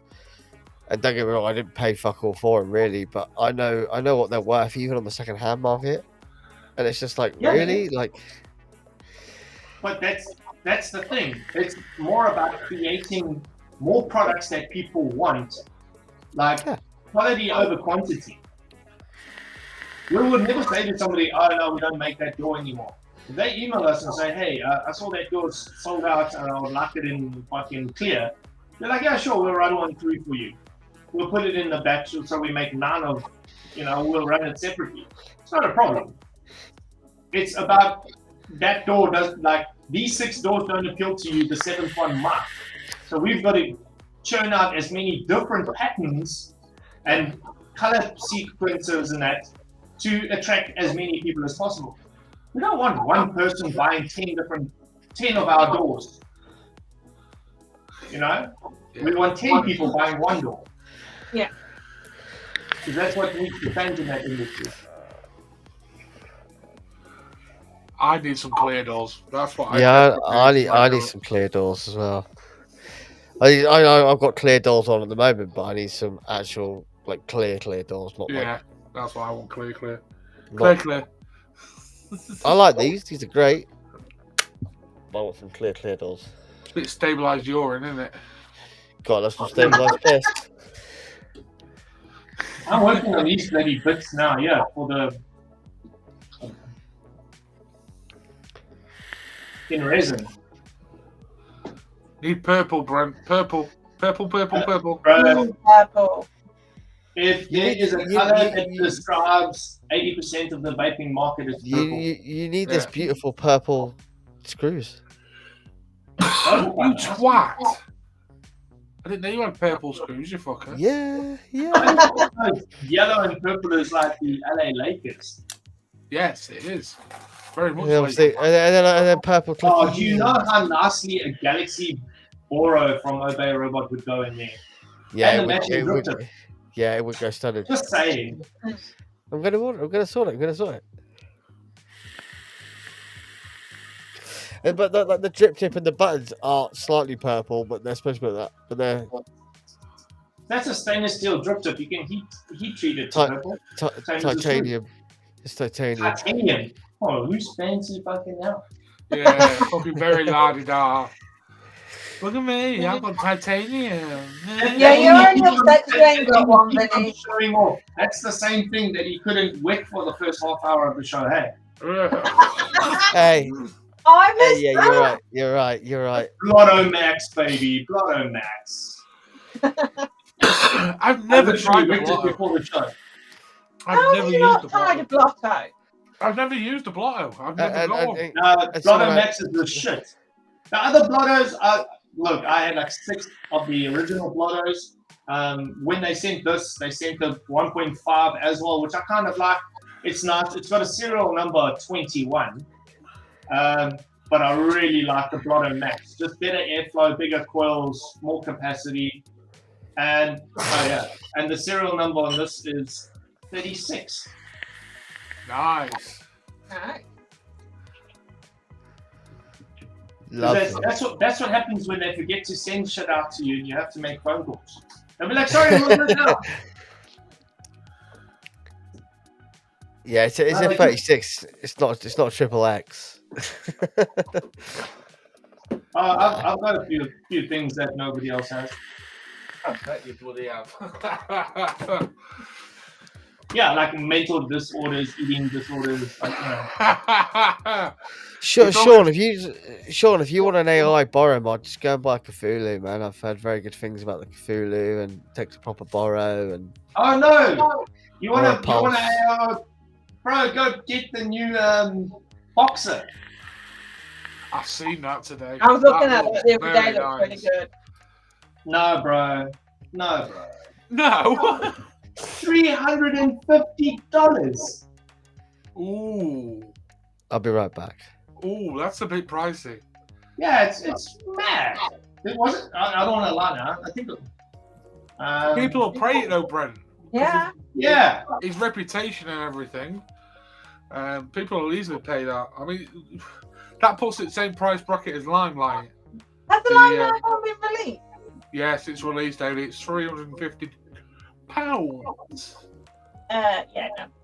Plus shipping. Yeah, that's what I said. Plus the shipping No. from Serbia. I'll tell you now, pounds to rands, because I remember the rand value. £260. How much? £260. That's not that bad, Brandon. Really? That's more expensive than a billet box. But people will pay that. People will pay that here. Yeah. I know it sounds crazy, but they will pay that here. I dread to think how many Limelight Wicket AOIs. AOO. Fucking hell. What? Enigma. And they start at £350 and go up to over 400 for a walnut. What? Now, Yeah. remember what happened to the Frankenmods? Yes. Those things started at like £500. People would bag it in a waffle and put it straight back into the market for $1,000. Yeah. And they're still going for that now. No, they Josh can't. wants one. That annoys me. So what Delro? No, No, the Frankenmod. Frankenstein. Yeah, Frankenskull still sell for huge money. Yeah, but they don't make them anymore. But it's got this legendary like status. Like, Yeah, well, that's where you come back to that, like, know somebody that knows somebody, join a group that's private, and if you get one, it's $500. Yeah. eat my BBs back. Eat my baby. You know what? He actually explained what his name was about, and it's not anything to do with Eat My Baby. Eat my billet box. No, he used to be an airsofter. Right. The It's thing is, related to airsoft. the thing is, so Lloyd said £300 for a billet box that everyone ends up with.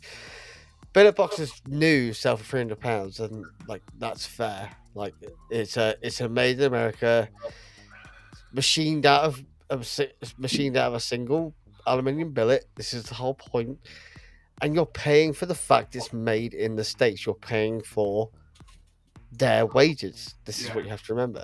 My bro. Like, And in all fairness, they've never put their prices up. They've always been a similar price.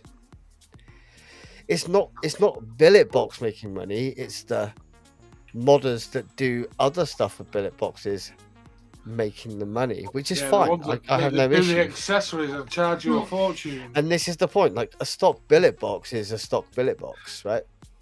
And this is if you can get one, but if you worth walk the around, money. But if you it's the walk around people with that flip the billet boxes that make it so bloody expensive. but I've seen it already. I've seen it already in the group. So I've seen, obviously they just did their 2022 release, like one of their first 2022 releases. Obviously now they only sell in the States, which is fine. It's an American company, it's difficult to ship out, get that. But you see in some of these billet box trading groups is in the States, and they're selling.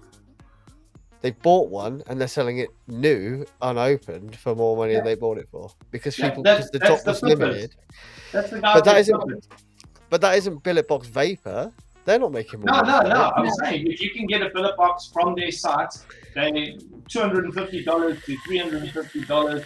They're well worth the money. The machining, the quality on it is superb. Yeah. It's the guys in the Facebook groups that are flipping them for ridiculous money. Yeah. That just. I don't know. I can't say it's not worth it because I've got to. Evening, Mrs. Thornton. Hello, wife. Yeah. But yeah, but it's the modders that. But the thing is, the whole point of the reason the billet box market exploded is because of the customization options. Yes. And this is the thing. So, but you can pay more for a set of panels. Yeah. For your billet box, and you can pay for a billet box. Well, I mean, average set of panels for billet box is about $150. But I've got a set here that are worth a lot more than that. Yeah. I mean, I think our billet box is $135 or something like that. And I know it sounds ridiculous, half the price of the device, but if I take you through a tour of the workshop and the facility that it goes through, the cost of the machinery, dude, even at the rate that we're going, and we're doing quite well, it's still going to take me like 5 years to pay off the machines. Yeah, but this is the thing, Brad. I think you're expensive.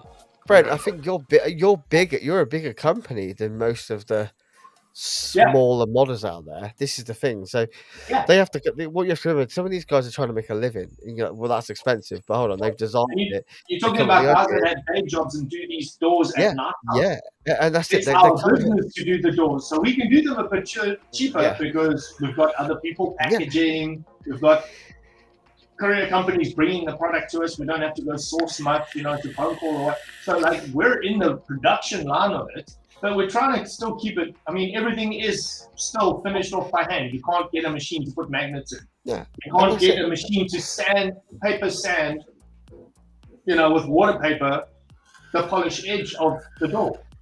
It's still quite labor intensive, even though we've got like top of the range, state of the art machinery doing it. Still a human element. Now, take all those machinery away. You got a guy in his garage doing it. Dude, he deserves $200 for a set of doors. Yeah, you've got one guy. You've got one guy in there with one CNC machine or maybe two CNC machines, and people go, oh, it's just a machine making it. No, he's had to make the design. Sorry, Helen, I don't mean to. We don't mean to steal your husband. I know he's got a new job, and do you know what? He deserves a new job, and it's going to be. He's welcome. He's being initiated into the world of management, but Ronan, bless him. I think Helen and my wife can start a WhatsApp group and just talk to each other because my wife feels the same thing. This is the job. I mean, the thing is, I'm lucky enough. I work for a big company and I deal with a lot of shit, but that's part of the way it works, and that's shit falls uphill and downhill, and unfortunately, it goes uphill more than downhill. And the thing is, I'm in the worst position because I'm not even proper management. I'm deputy management, so I get the shit from one end and the shit from the other end. That's the thing. I get shit both ways. And in our company, they always say the deputy manager job is probably the hardest job in the company because you get it from the staff and then you get it from the manager and people above them. So you get it both fucking ways. So they're like, the deputy managers generally earn their wages more than anybody else. I get shit from my boss and his boss. If he gets in shit, I get in shit. So you're basically telling me I need a deputy, Josh. You 100% deputy. Man. You need. The thing is, like, my manager at my work, don't get me wrong, he does a lot of fucking work and he does very good work. He takes a lot of flack for shit. Like right now, we're doing really well, so he gets sung his praises. But a year down the line, we could be doing shit and he's getting a load of shit. So where does that fall? That falls down to me. But the guys below me don't want to speak to him; they want to speak to me to pass it up to him. So I get the shit both ways. It's a fucking It sucks. It's a lot of shit. It's a lot of shit. But hey, that's the point in the pay, right? That's the point in the pay. Yeah. You don't get paid well enough to do fuck all. You get paid well enough to be to take that shit. That's the point. Shit. That's the point. You don't want to earn that. If you don't want to earn that much, go do something else. Do you know what I mean? Yeah. I could quite easily turn I don't want to do this. I'll just fucking drop back down and do that and earn what I used to earn. No fucking problem. Yeah. Yeah, definitely that. But it's the way it works when you own your own company. You've got every employee to deal with and look after, and no case is the same. Everybody's different. Yeah. This is the point of it. Brent will appreciate that. Brent, how many staff do you have? I know that might be a personal question, but how many people you got working for you? At Bearded Viking, there's 5, and then at Obey Robot, there's. Well, we all work there, so it's. There's 4 of us. Yeah. So, but not one of your members of staff are the same. Everyone needs their own little things, and. What do you mean? So the way staff are treated, not saying you pay this person more or do this, but everybody has their own little grouches and concerns or this, that, and the other, and everybody has to be treated on a different level. Everyone starts in the workshop. Yeah. Even my wife. Yeah, and that's fair enough. You need to know the trade before you can be part of the trade. Understand when they get to the face of Laura. Everyone knows Laura by name, but not by what she looks like. I always just just speak to Laura. Here's her email address. Even the Bearded Viking Customs at gmail.com, nice easy email address. it's got Laura's signature on it permanently. I write messages to people and it's there. But yeah, so Laura started in the workshop. She learned how to do the processes and all of this. We've got a few companies here though, a few, but they all kind of do the same thing, resin and silicone and stuff like that. So we do an industrial side of things as well. We do bearded barking. We make cake molds. We make custom molds. We do resin casting services for anything. So it's intense. We've got a workshop manager. That's Thor. Christy is assistant to Thor. So it puts the workshop runs like that. Then Top is I don't know what Top does. He sands a lot of stuff. There's a lot of sanding. So Top does the sanding, and then Laura and myself in the office. And Thor's working his way. Christy will take over the one company, and they'll start doing their own emails and stuff like that soon. That's the goal. We probably need 2 more people in BDC, and then it'll be good. But I like don't want to take away from that. Like I'm still like I go down now. I've just come up from the workshop now, and I'll probably go down later to go pour something. It's still very hands-on. For the other business, Laura will go down. I think she's got some things to pour on Sunday that she needs to get done. And then Top will handle the sanding part of it and the polishing. Christy will do the marketing for it. You know, like everyone's involved intricately. Everything's exposed to the people that work for me, work with me. Everything's exposed. They can come onto my computer, read all the emails that I do. Probably one of the only things is access to our bank account, and only Laura has that. I don't even know. Because Laura does all the payments and stuff like that. But if they need anything, we've got a group. We have meetings every morning. We've got a board of writing, a whiteboard of things that need to be done and projects, and we work together as like a little family, you know? Yeah. Oh, it should be. So the company I work for, we try and do that same shit, but there's 600 of us. Yeah. So it gets it. BBC, this type of thing can never be scaled up to mass production. It's impossible. No, it is impossible. Yeah. The hands-on element, the human factor, is so prevalent in what I do. And I say I do, but I mean, Thor costs most of the stuff. I have a workbench, that's my workbench, and I'll go down, or like 2 o'clock in the morning, I'll have a crazy idea. I come jump on the 3D printer, print it out, go downstairs, start making something, and then I get into the workshop the next day, and Thor's thrown in the bin because, well, it was a bad idea. But sometimes it's a good idea. Yeah, and that's it. It's all trial and error. It's all trial and error.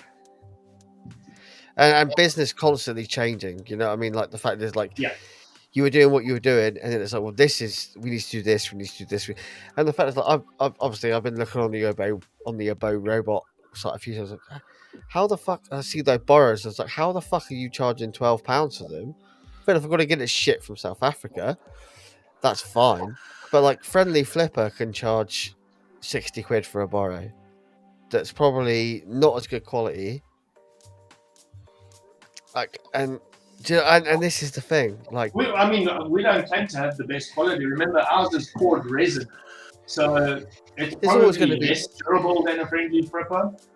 But £12 or £60. £12 or 60. You can buy 3, and it'll last you 2 years. It's a funny thing. Like, we're not trying to undercut anyone. We're also not trying to go out of business either. You know, we need to keep it in the middle. And I'm not saying I'll buy it, but I've got one here, and it's broken. It's broken. Yep, that happens. Mm-hmm. Now, if that happens with mine, I'll just replace it in your next order. There you go. Yeah, with the shipping restraints, how much it costs to ship from South Africa. That's the thing. I expect that when I buy from someone, I'm in the UK. If I'm going to buy from South Africa, then I expect the fact there's going to be you know, shipping. Like, but it happened to me another, yeah, it was steam tuners. My I steam think tuners tank. I think we've My steam, replaced 3 or 4 Boros already but you're gonna have that with, because with a similar issue, you know. yeah, and it's gonna happen. And to be honest, with you, most of the time it's probably user error, but you don't question it. It's just done. But it happened every with one of single time for us, it's been user error. yeah, and it happens like it happened with I had a steam tuners tank, a steam tuners glass that went on a mod, and it cracked. And I tell you what, I was just this happened. They're like, done. It's on the way. And it was from Greece or wherever it was. They're like, it's on the way. And it was I've had the same thing with steam tuners. And it was with me in 2 days, no questions asked. And I'm like, that is the service that I want. It wouldn't have bothered me to say, we'll replace it. Do you mind paying the shipping? I would have paid the shipping quite happily. Yeah. Do you know what I mean? But it's like they just like, no questions asked, done, on the way. And it was with me in like 2 days. It's like, what? This is insane. I went to this is amazing. This is why I'll keep coming back because it makes a difference. That makes a difference. The customer service makes a difference, and you know, if you do the same thing with your borrowers, and like furniture will say that I can't just ship it, but near next order there's one in there. Yeah, and that would make me happy enough. Like, do you know what I mean? That would make me more than happy enough. Obey Robot is owned and run by 4 people, and all of us have other businesses. And some of us have other multiple businesses, but we're there every day making our shit for Obey Robot because we want to build this brand because we believe in it. And it's building quick brand. It's snowballing massively, isn't it? I've seen you everywhere. Yeah, like, trust me, I really want some stuff from you guys, and I want that snapback, not that actual snapback on your head, but I love that snapback. Yeah, the Brent DNA. Some of the I love all the t-shirts you guys do. Like some of the borrows, all the panels are amazing, and it's just like the fact if you were in the UK, I know most of it by now. or if I was in Portugal. Yeah. Yeah. Have you not thought about getting like a distributor though, like in the States or in the UK, like a distributor to do that? I mean, I know the logistics of it aren't easy, but going well. So you distribute us, we'll send you some stuff. You sell it. You take your cut. We take our cut. The biggest problem that we face there is the products that I know to be selling well is very orientated in the area that I'm in. So I need that sort of feedback from a distributor to say they need X, Y, and Z. And then if they want to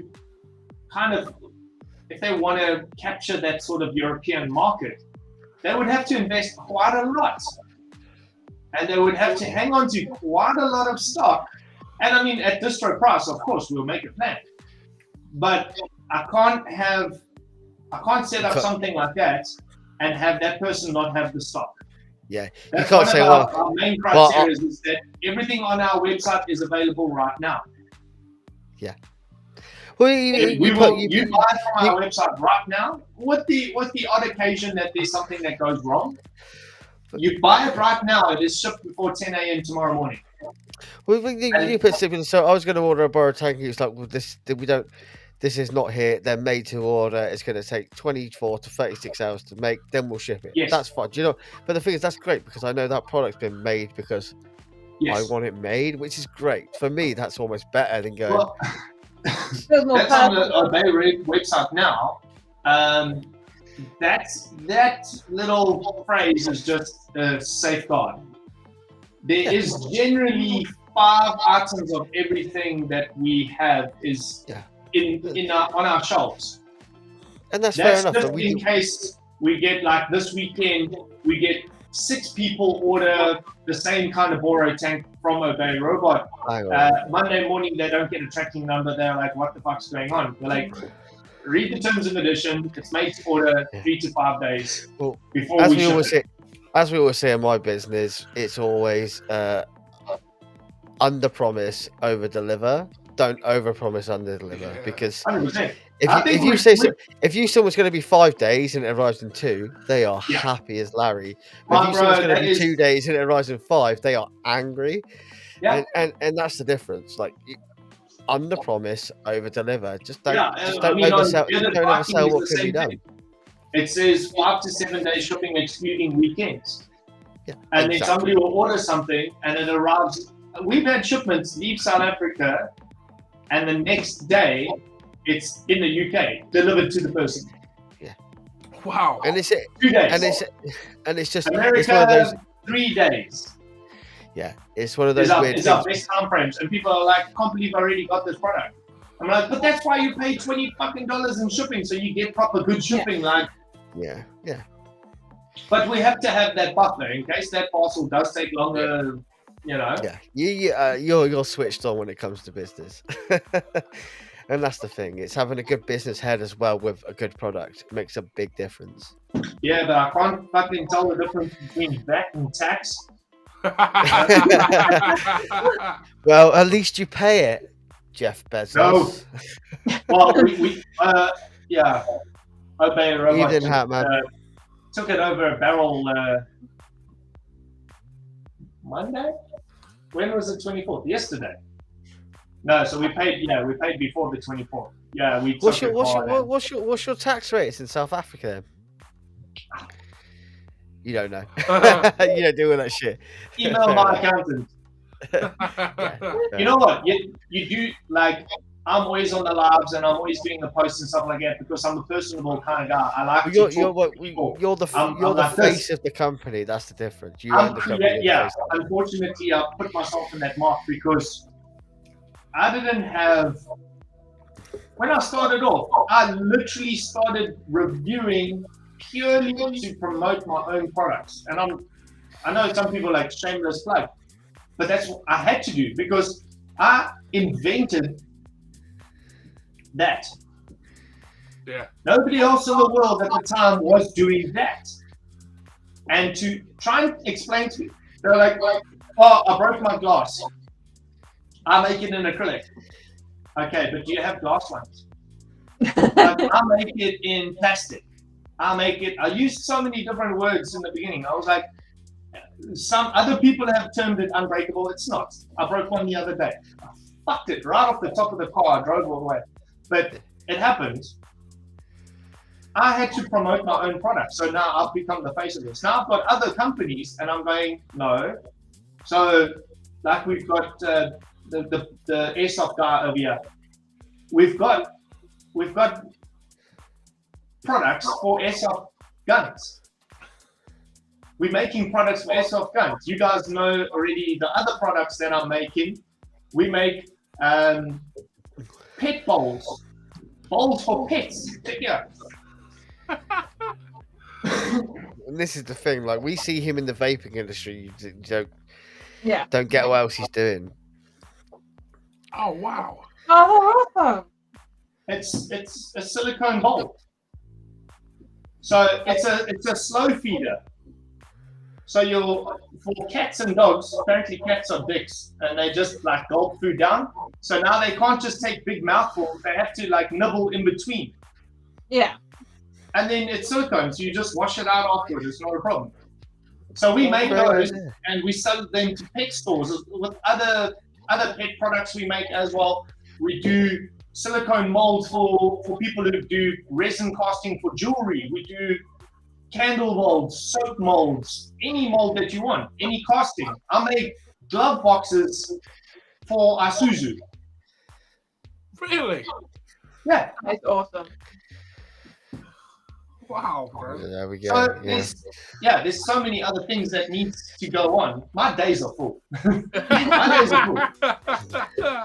I want to say my days are full, but I don't completely utilize the whole thing. I do fuck around a lot because that's an important part of my creative side, is solving problems by not being busy. If I've got something that keeps me occupied, I won't be thinking of anything except that problem.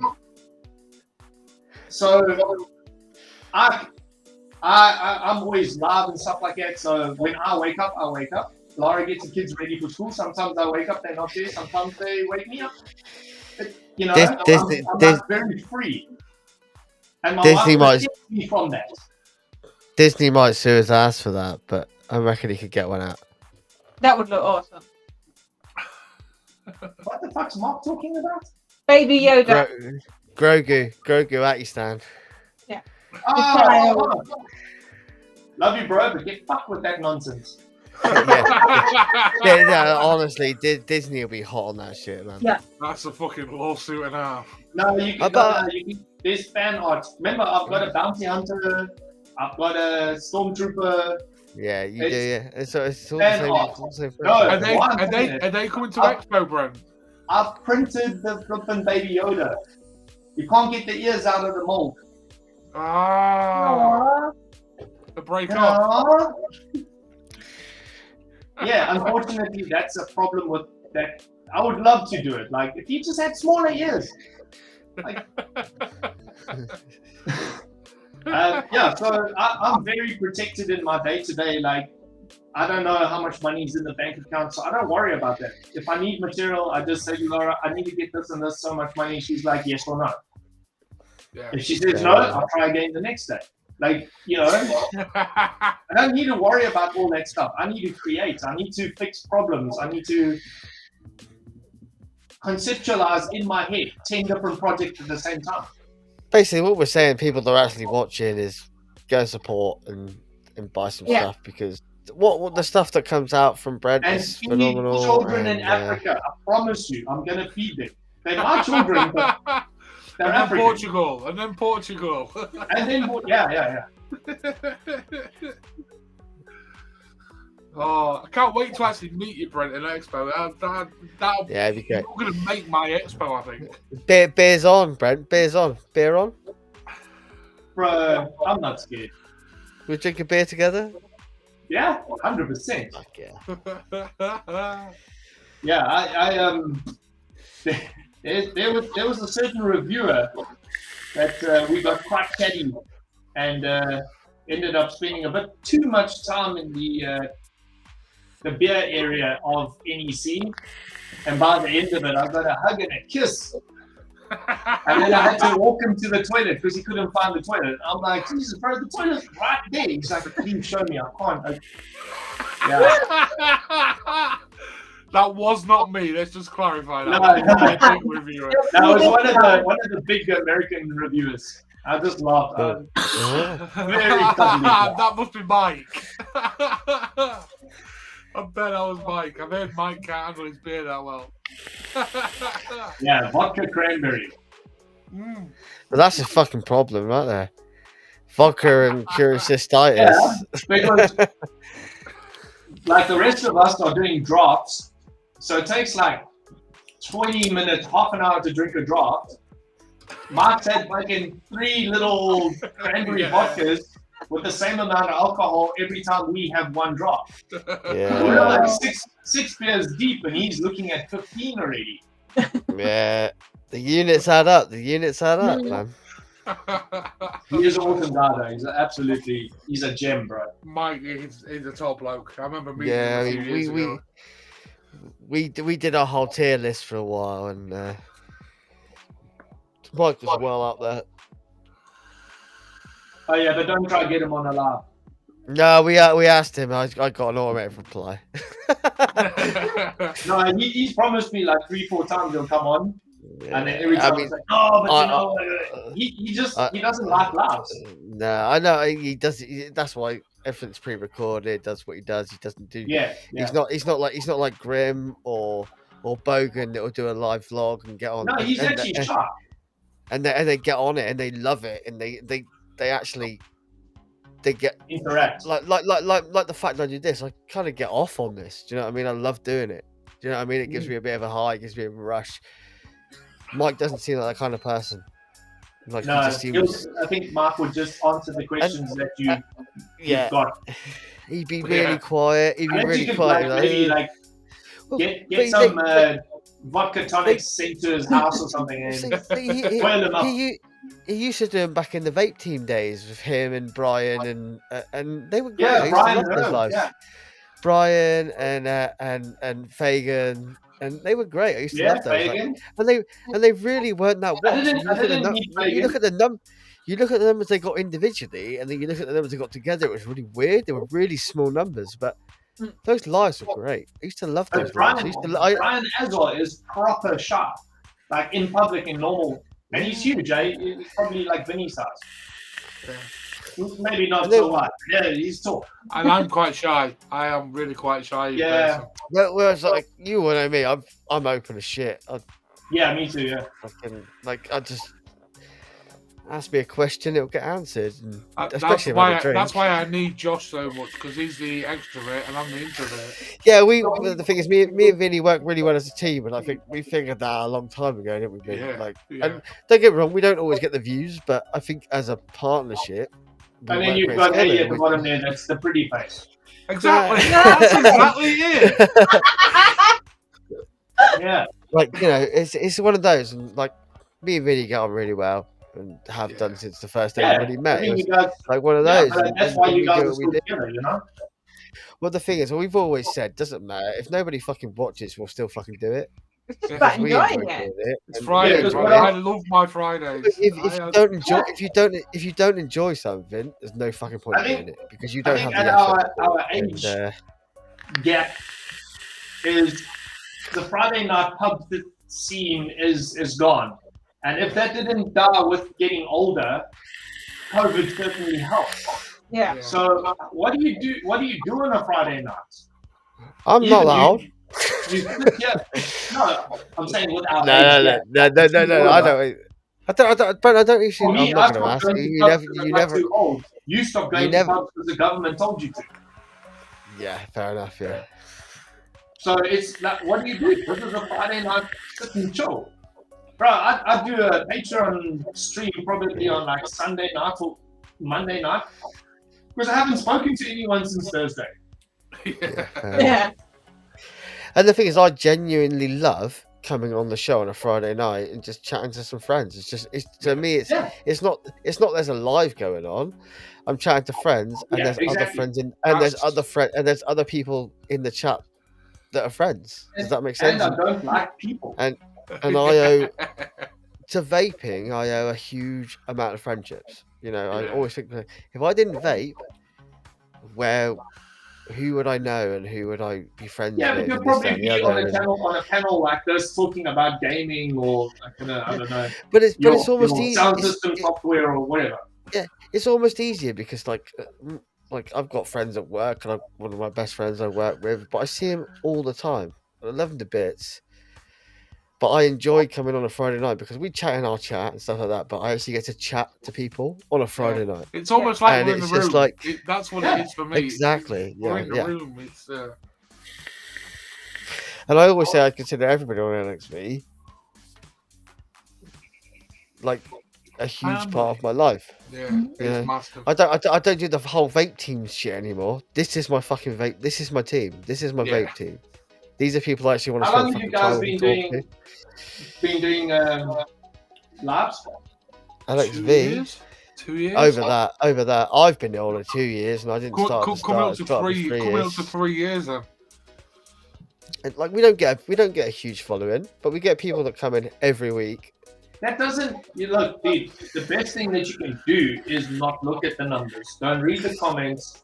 Blah blah blah. It's such a fundamental rule. I think I'm coming on 6 years now, and probably in March. And I started off on my own. And dude, I would like come upstairs and my wife would be like, because I would go down to the workshop. I would have a day job, remember? So I was pouring resin and shit at night. So I was talking to people on lives while I'm pouring resin and I would come upstairs. I would be like, fucking 8 people tonight. 8 people were watching, bro. And that was a cool thing. And then like a year later or so, I started like, okay, let me start taking this seriously. You know, I've got like 600-700 followers. Let me take it seriously. And then I started looking into like programs and algorithms that help you read this and get more. Bro, it stressed the fuck out of me. Yeah. I've been there, Brent. I have definitely been there. The best thing that Instagram ever did is they don't show you your live count unless you click on it. Just turn that shit off and just be yourself. The other thing is that I can see the live count right now, but it's not the actual live count because it doesn't show everybody that's watching on other platforms or this, that, and the other. So Yeah, no, that's really weird. Because when you close it and you look at your analytics, then there's like 300 views, and you're like, and you're 50 people in there. And you always do because there's something you do. Do you know what I mean? Like, no, you don't. No, Josh, don't. I do it still quite often. But I've always said it doesn't bother me. It doesn't matter if there was one person watching, no people watching. I just come in on a chat with people that are here right now. That's the difference. You look on my Instagram. I was at like 7,004, 7,05 people. Somebody else messaged me and said, "Congratulations on 7K." And I was like, "What are you talking about?" And like your Instagram channel got 7,000 views. I was like, "Oh shit!" So I like screen grabbed, but obviously I screen grabbed 7,000 and whatever extra. I was like, "Thanks everyone for the 7K." Like, yeah. Right, when I do a Instagram live or something like that, there's not more than 30 people watching. No. Yeah. From 7,000, and when you look at Grim Green and Bogan stats and stuff like that, Grim has 400 people watching, and you're like, holy fuck! The dude's got 500,000 followers. Yeah. And this is different. Put it back into percentages. Look at your fan base and look at how many people are watching. It's the same percentage. Yeah, and this is the thing. Like, I would quite happily sit up and watch Grim any day of the week. I respect Grim. I love Grim. Dude, it's just too late for me, man. But that's it's the difference. He goes live at 3 a.m. in South Africa, and that's the 2 hours I'm sleeping. It's 2 a.m. over here. It's like he starts at 2. I could make the start, but by the time he's finished, it's 4, and then it's like, oh no, I gotta go to work. Yeah. In a minute, and it's like that's the difference. Yeah. Quite a lot of the time, I'll watch his blogs. I watch his reviews. I quite often sit here on a night like I'm going to go upstairs and clean some vape shit and stuff like that. And I'll put one of his vlogs on and just sit there and watch the vlog because I wake enjoy up it. randomly in the night and I know Grim will be on, so I can go watch Grim. So that's what I do then. Yeah, no, I just my phone has all the little YouTube notifications, blah blah blah blah blah. And I'm like, okay. You can see the time next to it, and I'm like, I would never have made that. But what's nice is if I want to interview anyone from America, I was like, hey, come on my Tuesday night, my Thursday night show, and they're like, what time is it for me? And I'm like, 12 in the afternoon. Just doing your lunch break. Like, yeah, cool. I struggle to get Bogan on because it's also the same thing for him. It's like 3 a.m. in the morning. Yeah, but he does it every so often. He's cool like that. It's the same over here. Like, I can't watch Bogan's lives because it's like they're ridiculous. Yeah, I watch everything of Bogan's on repeat. The only thing I do is his Patreon thing, which is 8, 9 o'clock at night in Australia, which is like 11, 12 o'clock in the day for me. So I'll order some KFC, I'll come sit at my computer and I'll chat with the guys, play a bit of poker for like an hour during Friday, and then I go.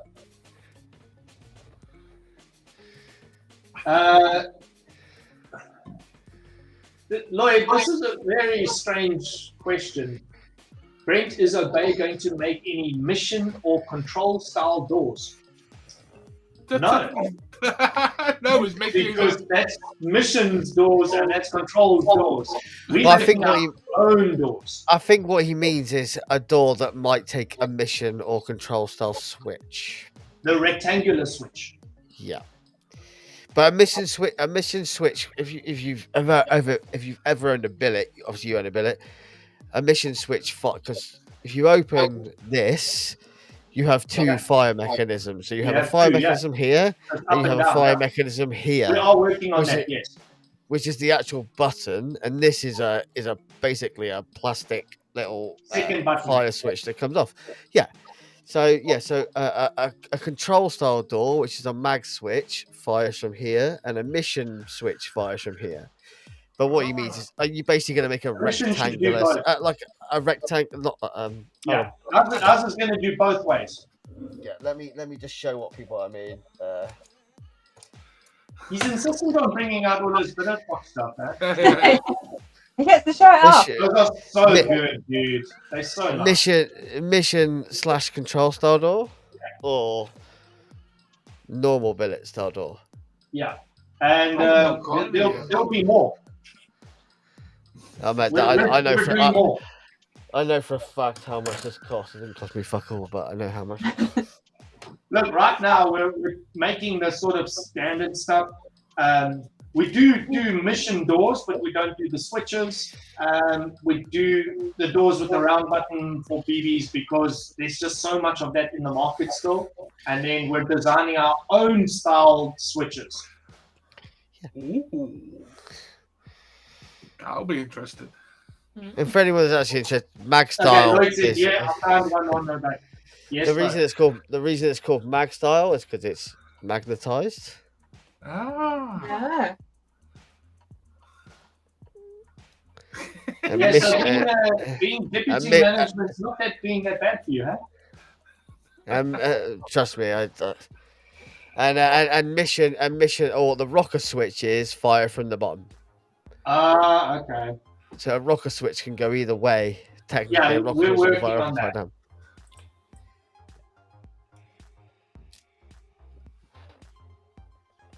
But it's another part of the whole customization stuff with billet boxes. It's not. Yeah. But I do just like the standard button. I do just like the standard. That's a That's, comfortable place for a That's button. number 12. What are you drinking, Brad? I'm still Radlers. I'm still Rattlers. Yeah, they don't float you as much as normal beer. I just said that's number 12. That's 2 6-packs dead. I do like Amstel. Amstel's a good lager. Nah, my favorite's still Stella, man. Wife beater, good old wife beater. Always. You know why? Because it doesn't fuck with my sinuses. That's why I can't drink all these craft beers and stuff like that. Yeah, but the thing is, craft beer shouldn't do because they're generally there's a thing called because when they refine the beer, they take out the sulfites. Yeah, and the sulfite is what triggers me up. Yeah, the sulfite. So, but any good beer should come under the what's called the VIA collective. So the VIA collective basically means the beer is made from 4 ingredients, which is water, hops, yeast, and that's it, and barley. That's what you. So the VIA. So you see if it's got the word VIA written on it. Fruit and stuff in it. Yeah, I mean this definitely. And fried isn't. chicken. Fried chicken. Right. Yeah. So this is the craft brewery trying to do something slightly different. Chicken. In beer, in a beer. Yeah. Chris But says Joel I likes should to go a bit try crazy. Frosty Jack cider. No, Brent, I don't no. really like ciders. It's, You know what, it's, Brent- it's the icer. Brent, when I come to Mexico, I'm going to bring you a couple of beers from my favourite breweries in the UK. And I'll just hand them off to you, and you can drink them or keep them or whatever you want. Do you guys know what Tim Tams are? Tim Tams, yeah, they're basically a better Those penguin. little chocolate biscuits. Yeah, So they're a one of better our penguin. patrons in Australia. Do you get Tim Tams in South Africa? Yeah, but they're fucking expensive. Yeah, so you get import Tim Tams. Yeah, import. Yeah, one of my get import patrons Tim from Tams over here. Australia sent me 17 boxes of Tim Tams and unicorn mech. Everybody loves Tim Tams. So like downstairs, I actually have like proper American flaming hot Cheetos, and they're one of my favorite things in the whole world. American flaming hot Cheetos. Flaming hot Doritos, flaming hot Bugles, flaming hot knickknacks. But proper flaming hot Cheetos you cannot get in this country unless you buy them import. Yeah. I bought a bag the other day and they cost me £6. Hey, £6 for a bag of crisps. When you put your order in, let me know, and we've got a little like a cheese corn chip called knickknacks, and now they started coming in different flavors. Oh, you got them. Okay, You get knickknacks, but the knickknacks we get over here are rib and saucy or nice and spicy. They're the two. Rib and saucy are the flaming best. hot. Flaming Oh, no, hot we don't. knickknacks. So when you do your order, let me know, or just put it in the notes, and I'll send you flaming hot knickknacks. Oh yeah. Actually, no, I forgot about the best scampi knickknacks. Are the bomb. Yeah. How can you forget the Scampy knickknack? Yeah. Scampi, as in prawn.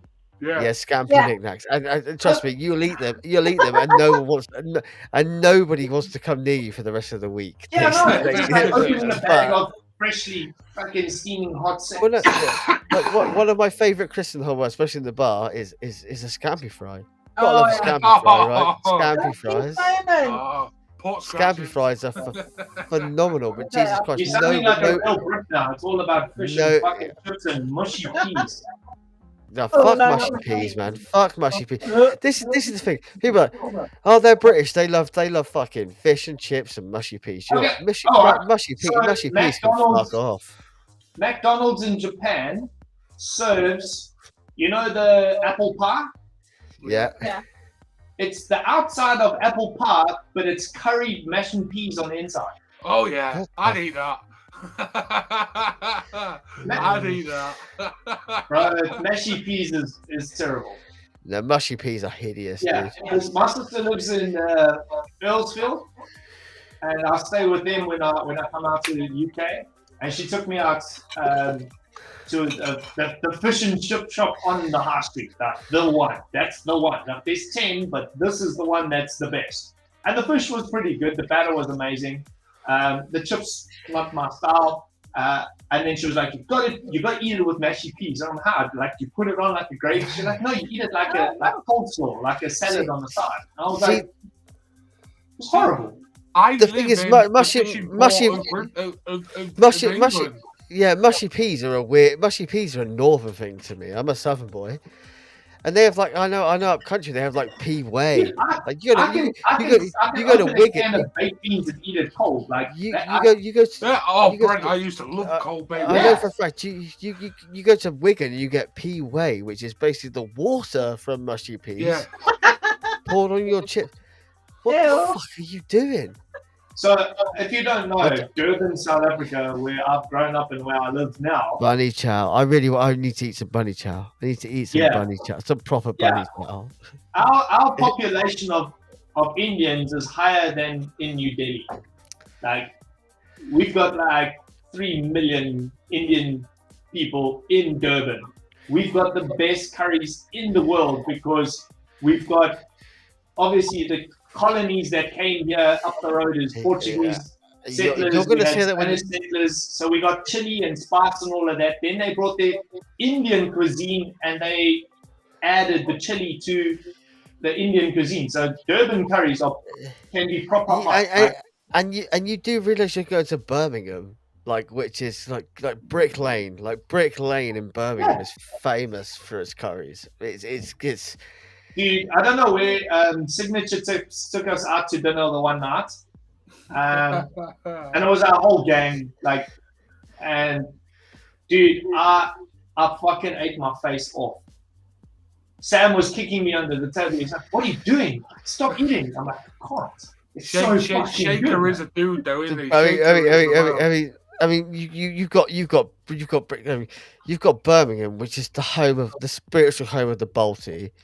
Yeah, Like I the was there, spiritual home of the Balti, and if I'm ordering a curry, I'm pretty much ordering a Balti, pretty much. Yeah, Fuck that shit. Balti, I'm a dress man. Balti. hot. You're a Madras man. All right, Vindaloo. Yeah. Fuck it. Right, Expo, Vinny.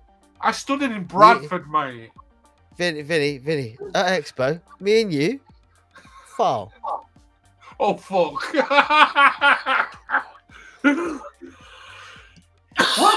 Let's go and do a foul. Oh, shit. Yeah, I'm Mate, honestly, honestly, I I don't want don't know what to you're really talking either. I about. don't If want you're to. gonna come for a curry, I'll come with. it's we'll fucking go for a hot curry. Brent. We'll go. We will go. Look, don't want to be foul, but we'll go for a curry. 100%. I'll tell you. I'll tell you right now. Bring the hottest curry you can find. I'll eat it. A foul. A foul. Foul is. A foul. What the hell is a Yeah. foul? Because I've not even heard of that. It's foul, like 4 uh, Vindaloos. Yeah, like you eating a vindaloo? Yeah. Did you Yeah. find it hot? Times that by about Yeah. 6. Times that by about 10. Yeah. Yeah, Yeah, no. let's do it. Fucking, You I'm have game. fun with that. like, On Saturday, some kid, a mate of mine, he's got twin boys. It was their 15th birthday, and we I took love them my to wife. My paintball, wife's just sat there pissed herself. and there were like 10 of their friends. So it's 12 young guys, Hmm. and they tried to trick me by giving me a chili. I forget what it was called. It's yellow something. It's from Indonesia. It's a 1 million Scoville unit chili. And they're like, oh, just taste this, Uncle Brent, taste this. I was like, oh, yeah. So I grabbed it. I was like, where's it from? Like, oh, the guy says his dad grows chilies in the garden. I was like, okay. I bit it in half. I gave it back to him. I'm like, your turn. And they just looked at me and they're like, what the fuck? I was like, yeah. I can feel it a little in the back of the throat. It's actually, and I'm not even joking. I've kept the seeds. I want to grow it. It's a nice tasting chili, but 1 million Scoville. These kids were like, minds were blown. It's like these people that say jalapenos are hot. Jalapenos are nothing, man. No, jalapenos on. I used to sit there with a Jalapenos. jar of pickled jalapenos watching a movie. Chris, just so you know, you put a fat. Jam and Chris, reaper jam for breakfast. Yeah, bro. Chris I spelled promise foul FAL, but a foul is spelled PHAL. We love you, Chris. So, Chris. Lloyd says, what's the That's Zon? good. Phonetically, Chris is right for foul, but it is PH. Because the pH, there's no pH in it at all. The pH balance is ridiculous. What's the minimum for the free shipping? I think $100. $100, yeah. In this country, it's actually £74.76. Just so you know.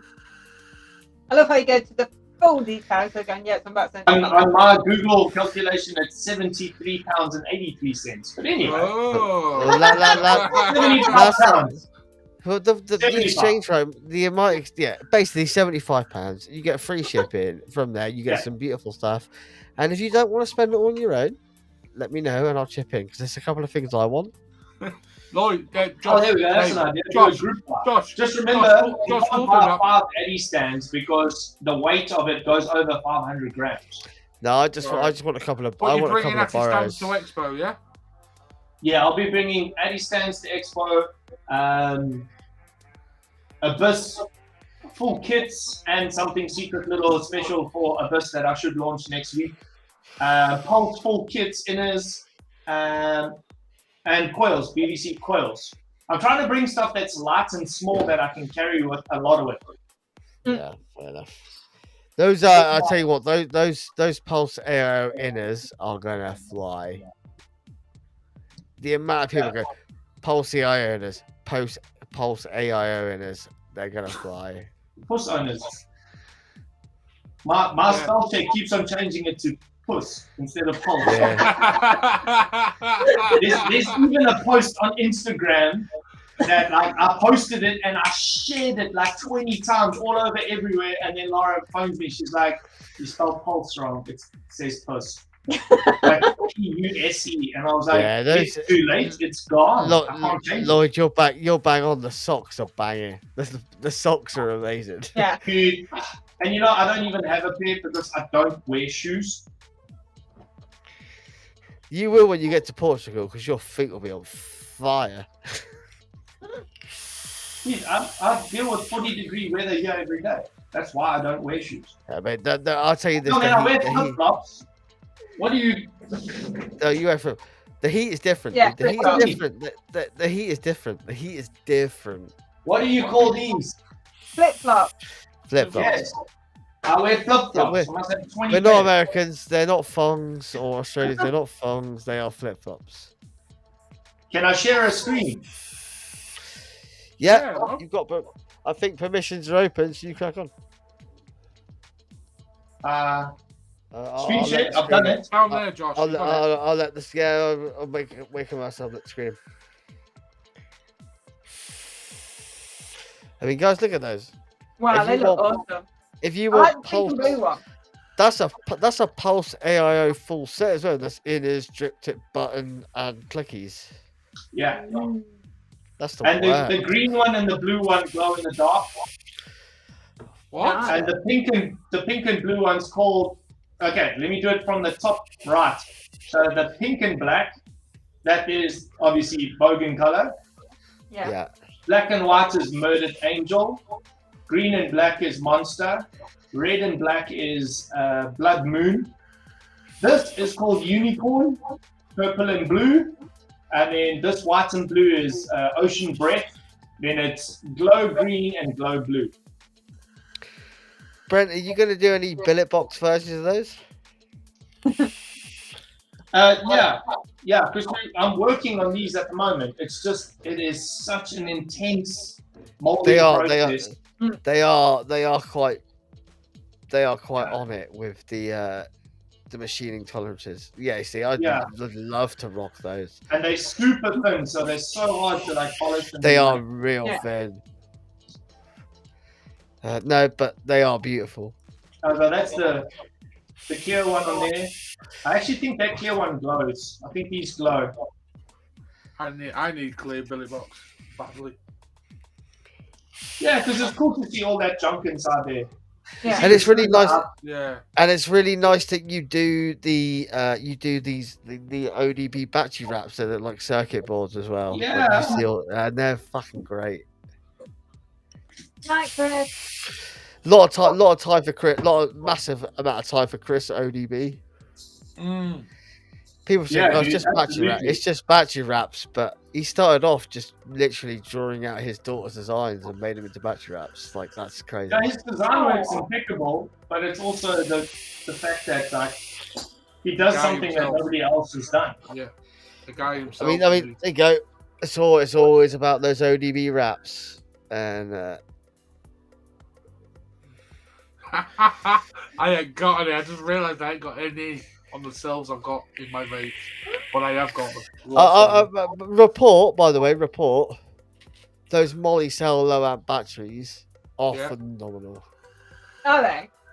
Yeah, I think they're quite new to Molly cell, but they're like a 10 amp battery. Hold on, what's the model called? Hold on. I've got one in the original wrap right here in the blue wrap. So it's a it's a bright blue. It's a Molly cell M35A. So these are only a 10 amp, but they are 3,500 mAh. And one in my billet lasted a day and a half the other day, an 18650. That's nuts. That's great. And it's the same battery that's in there right now. That's been in there for pretty much a whole day, and it's on. Look, you can see the battery percentage. It's still high, yeah. Yeah. They're wicked. I need to get some of them. Right, Yeah, guys, if you're vaping a billet or any reg that's on a,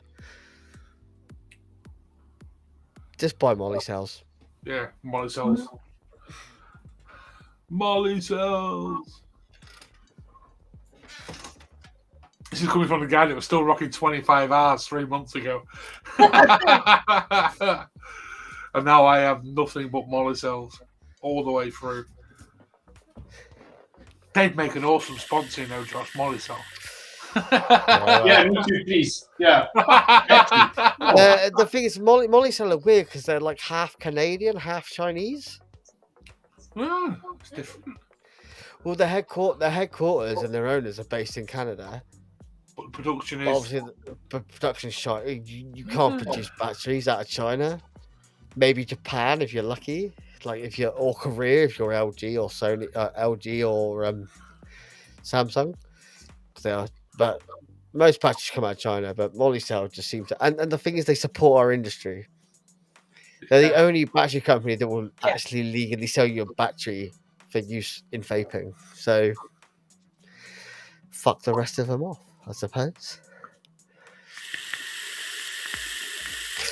And don't talk to me about batteries. If you want to know your shit about batteries, just message Battery Mute. You might not get back to you. He's a busy guy, but man, I was so stoked the day he commented on my channel. Battery I really want to. commented on my channel. I would love to have Battery Mute on the channel on the show one evening. Like I don't think it'll ever happen. He's No, he's such a recluse, man. He's gone real quiet again. Yeah. But I mean, he's still doing his shit for the industry. Lloyd, I wanted a couple of borrows from a bay. If you want to do an order, bro, we'll sort it out. We'll chip in, get it sorted. Yep. 100%. And I definitely want some bay shit. I definitely want to be supported. I'll just order my own. No, get in with us. Like the thing is, I want a couple of borrows, and the thing is, they're like for a borrow tank, they're cheap. Like 12, yeah. Look what I paid for that £12, limelight £13, and yeah, and they look beautiful, and we're supporting this guy. So, but the thing is, I can't just order. I can't justify ordering all that amount. Well, I can. They'll last, but your wife will still love you a little bit afterwards, bro. Maybe in a couple of weeks. She's sat there looking at him, Brent. Josh, tell her that you're feeding kids in Africa, bro. Yeah, I'm feeding kids in Africa. She's I can't always say she's like probably need to feed your own kids first. Yeah, she's nodding. She's nodding. Well, just do what my husband does. Go, oh, I bought you this, but so you don't feel guilty, I bought myself one. I had to do that before. So, Lloyd, I'm going to admit right now, Vicky has asked if she can steal the Tiffany Blue Dot mod.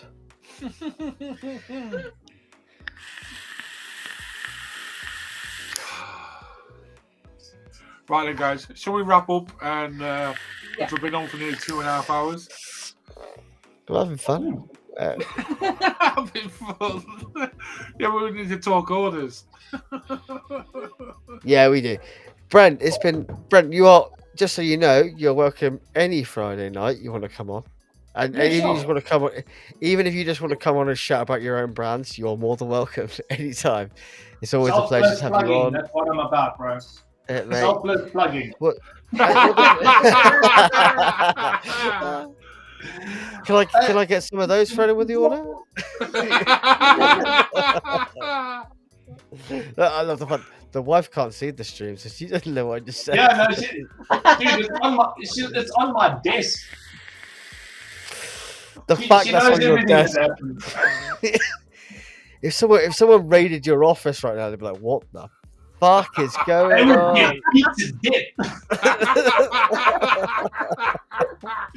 Can you imagine trying to report that to a police officer? Oh, being assaulted. What happened? God, beat me half to death with a dildo.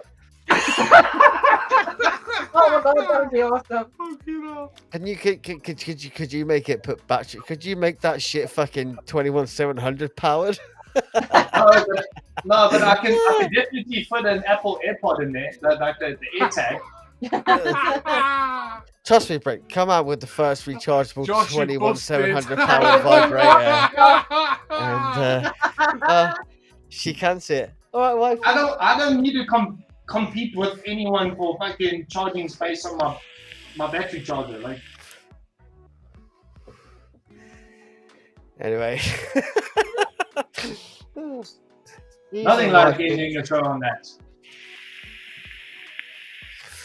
Alright, Vinny, you're supposed to do the closeout. Fuck it, just make it lipo powered. Don't want to give a fuck then. I'm sure there must be a law against something like that. Yeah, lipo powered vibrators cannot be good for the industry. Anyway, we are going to go. Brent, it's been a pleasure to have you on. Like I said, you're welcome anytime. Any Friday night you want to hop on, you're always welcome. Just drop us a message. Yeah, anytime. You're always welcome on, but anytime. It's always a pleasure to have you on. And like I said, if you just want to come in and go for 2 minutes, fucking support my brand, buy this shit and fuck off, you're welcome. Doesn't matter. It honestly doesn't matter. Like, put those shameless plugs in. And that's fine. We appreciate it. And if you want to hang around, that's always good. You know. So, and guys, if you're in the chat, go and support Brent, because what Brent does is phenomenal. Go and support BBC. Go and support Obey Robot. Get it in this weekend because you can get your free shipping in if you spend over £75.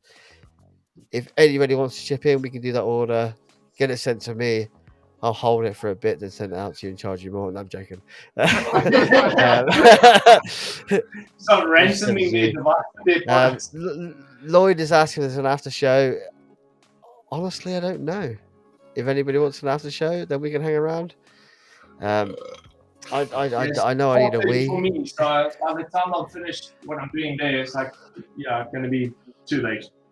Yeah, but yeah, I mean, it's later than usual. But we can make an order.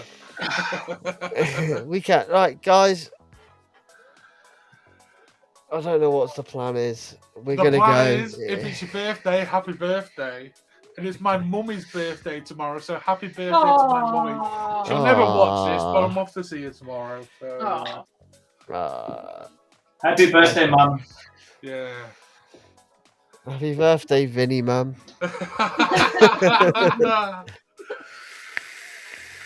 right, Go on then, thank you Josh. very much.